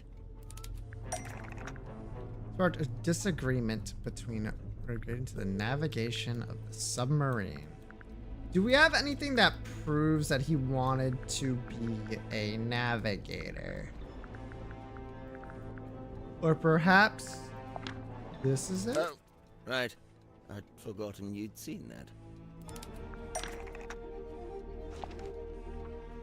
This part. The map. The map. This is the right clue, but we want a specific...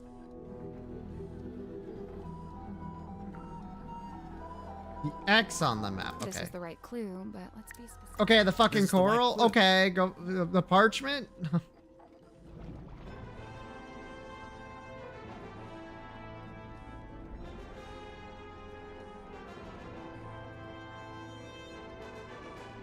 It wasn't the X on the map. The wooden part. Yeah, I doubt it. Other side, there's no... Oh, this? Map interpreted by Godric Grip. for customer Magnus Mortuga. It's a record of service from your shop. Not the one here in the submarine, but the real one in the town. It's all there in black and white, I suppose. Yes, indeed. Some time ago, Mortuga came into my shop. He showed me the map and asked if I'd be able to interpret it for some voyage he was planning. Interpret it? It's marked with an X, but there's nothing in the way of coordinates. Nor are there any apparent landmarks, given that it's just describing an area of ocean. So, how did you work it out? By employing every ounce of my skill. By working harder than I'd ever worked. Something about that map, the mystery of it, the feeling of chasing down the unknown. It grabbed me, and it didn't let go. For 2 weeks, it was all I thought about. I was so focused on it, I barely slept. Easily the most thrilling job I'd ever taken on. I even waived the payment. I couldn't in good conscience charge for something I'd enjoyed so much. The problem was, afterwards, all my other work suddenly seemed banal. I began to daydream of that thrilling feeling, that pursuit of the unknown. It led me to eventually close up shop and head out in my balloon, on a voyage of my own, which, as you know, ended rather abruptly. Right. But to be pulled from the ocean by Magnus Mortuga himself, and to find that very same map laying on his desk. I asked him at once if he'd ever followed the map to the coordinates, and he said he hadn't. I was disappointed at first, but then I realized we had the submarine. We could still go, right now. But Mortuga told me we would be doing no such thing. In fact, we weren't to be navigating anywhere. Instead, he seemed insisted in hovering near the Silkworm Coast, like something was keeping him tethered to it. So, you tried steering the submarine yourself? I'd convinced myself it was what Mortuga secretly wanted, even if he was refusing to admit it. I thought a little nudge might be just what he needed. Get him out of his comfort zone, you know. But as I've already admitted, it didn't go to plan. Mortuga came into the control room, we briefly thought the wheel was broken, and that was it. My request denied, I soon found myself opening a new branch of Grip's Emporium right here in the engine room, which, of course, necessitated the construction of a new Cornelius cane. There's one thing I don't understand. If Mortuga didn't intend to use the map, why did he keep it around? I don't suppose we'll ever find out. I think I know. You do? Mm-hmm. There's a good reason why Mortuga didn't want to follow the map. He'd already followed it. What makes you say that?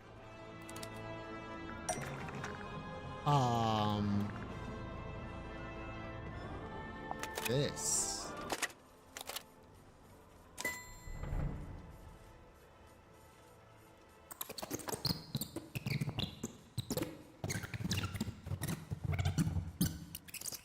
Ignore the eyes.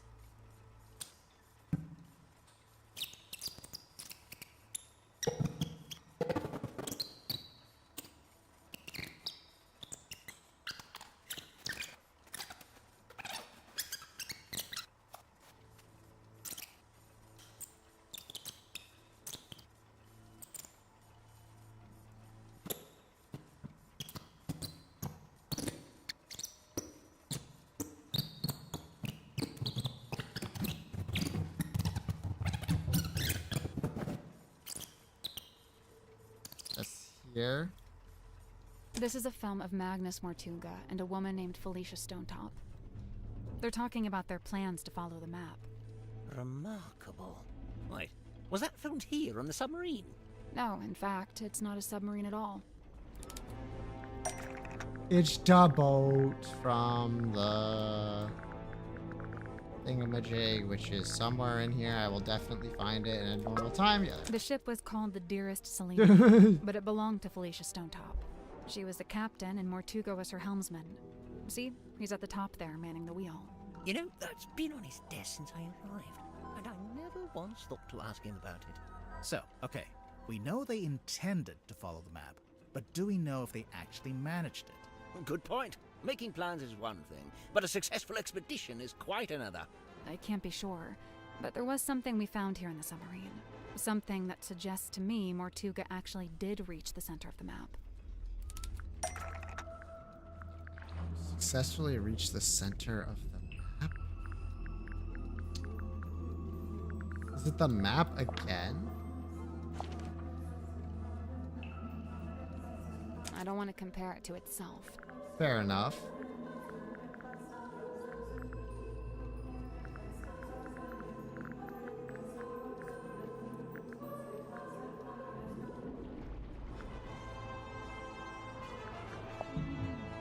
What's that got to do with it? Okay, so literally, yeah, but whatever. Oh yeah, look at that. I think you might be right. But why didn't he just tell me? What did he find in the ocean that was such a big secret? Surely it wasn't just this. It hardly seems like anything at all. Well, buoys are normally put in place to mark a position. The position of something else in the ocean? It has to be. Think about it. If the buoy wasn't attached to anything, then it would have floated away, making the map worthless. So, if they found the buoy when they went to the center of the map... It was only because it was attached to something else at the time.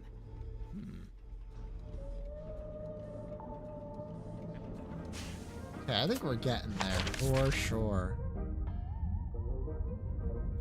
But it's 11:11. As promised, I did stream a little bit more, but I also went late, so like it canceled it itself out, unfortunately.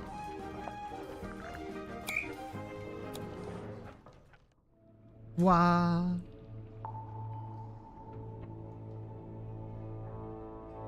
Tomorrow. Whoa.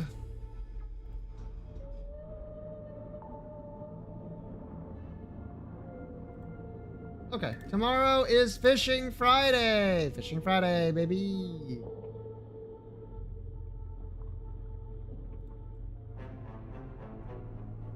Fishing. Have yourselves one of these. Ah, there you go. Okay. We're at the point where we're kind of getting down to the last bits here.